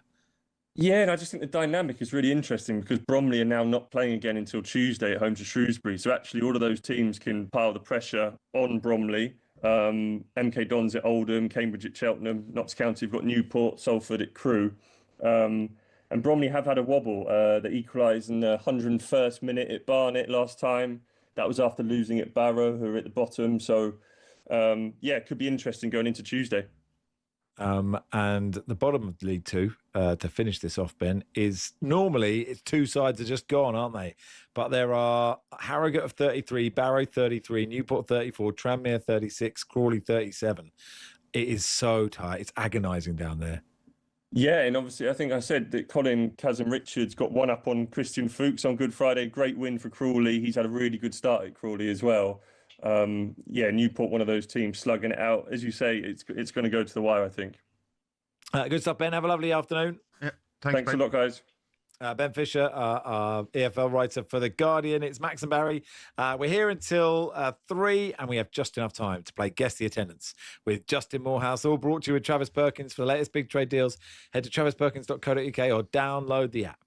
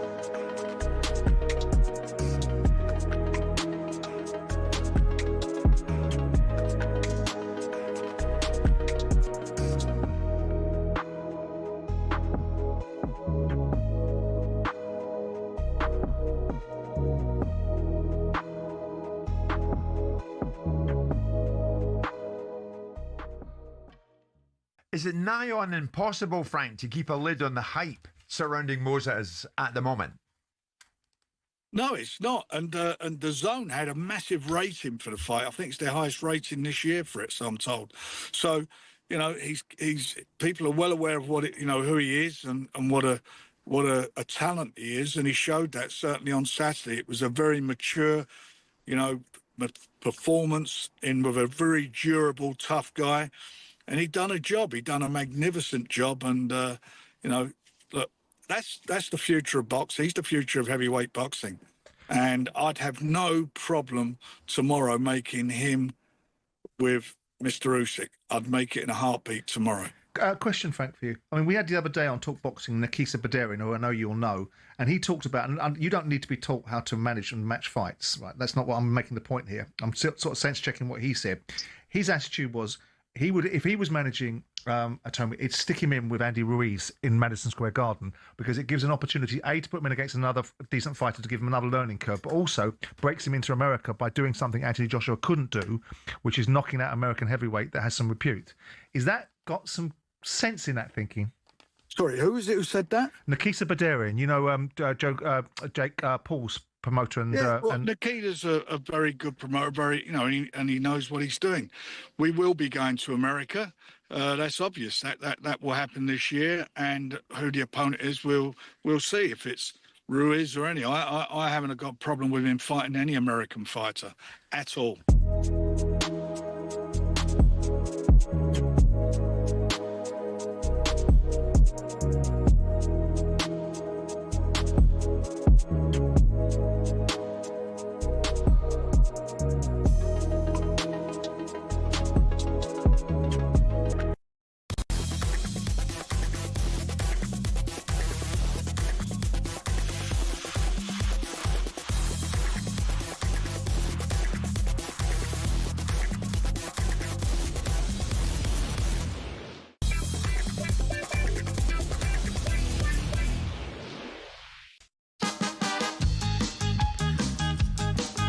We nearly did it, Barry. Well done. Nearly there. Focus for 9 minutes. Here we go. Let's play Guess the Attendance today.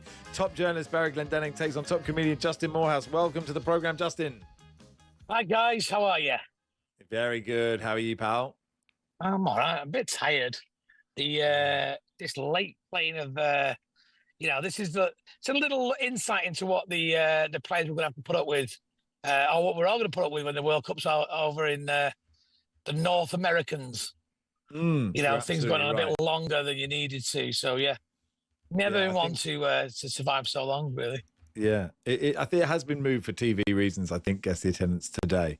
But we are at the best of those moguls, aren't we? You know what I mean? Yeah, we are. And as always, the fans are the ones that are the last people to be asked about these kind of things. Yeah, definitely. That is a real shame. If I was a popular manager from like you remember when the Premier League first began and it was called the Premiership? Yes.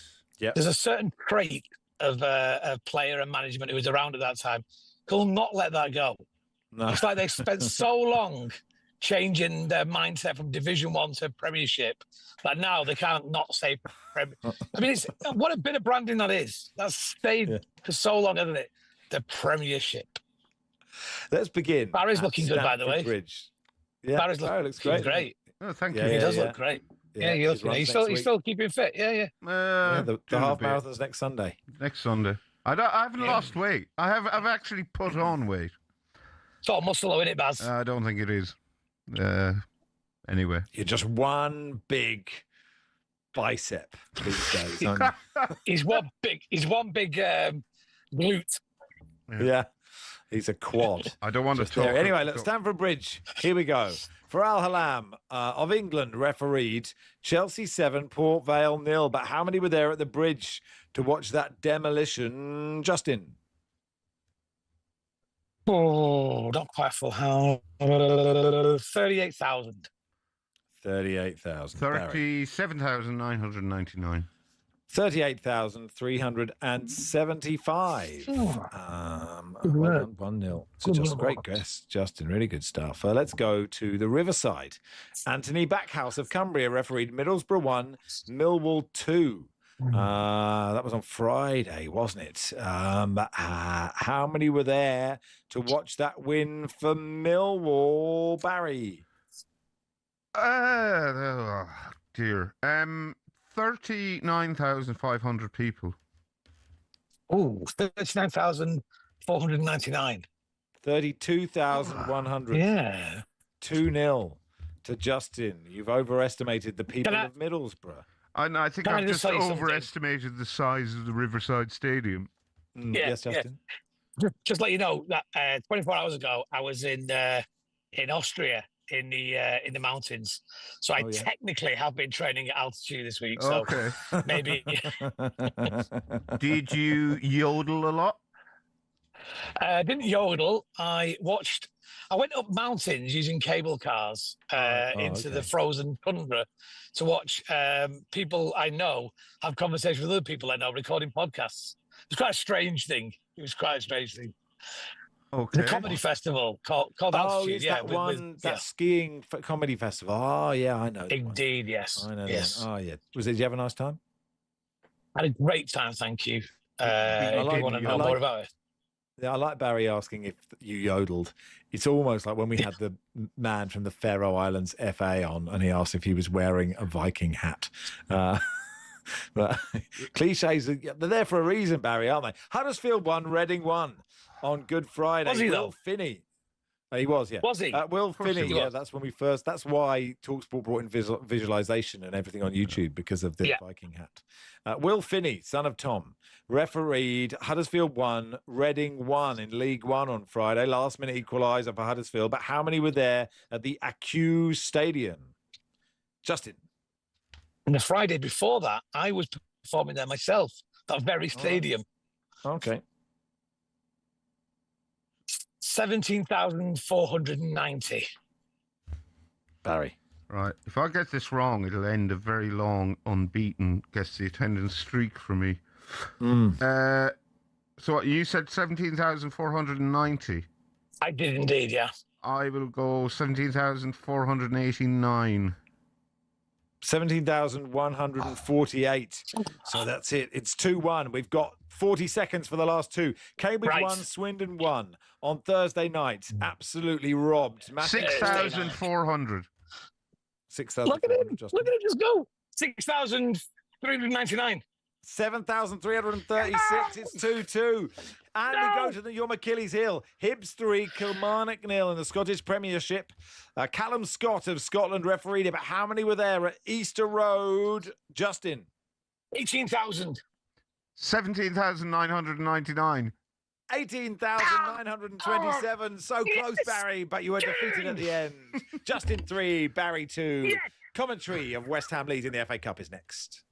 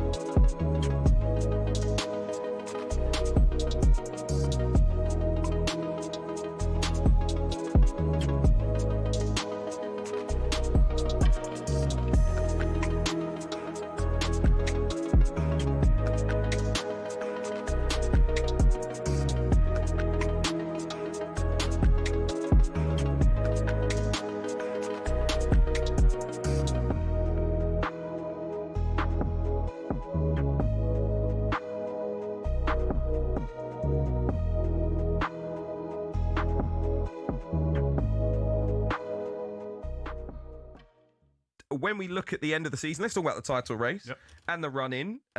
Manchester City and Arsenal going head-to-head. Arsenal, obviously, in the prime seat right now. They've got Bournemouth at home, City away, Newcastle and Fulham at home, a trip to West Ham before they host Burnley and have Palace on the final day. One extra game to be played by Manchester City. They're away at Chelsea. This isn't this weekend, of course. They're both playing in the FA Cup, but when the Premier League does return, Manchester City will be away at Chelsea. They'll host Arsenal. They're away at Burnley and Everton. They're at home to Brentford, away at Bournemouth, and then 2 home games to end the season against Villa and Palace. When you look at the run-ins, who do you favour? Arsenal. I think they've got a better run-in, and from Arsenal's point of view, if they can't get that done, I'll be shocked. Yeah. I'll be shocked. I think they've been brilliant all season in terms of the way they've managed games, the way they've won games. Going back to that, they've just won games. They haven't been brilliant on the eye at times. Who cares?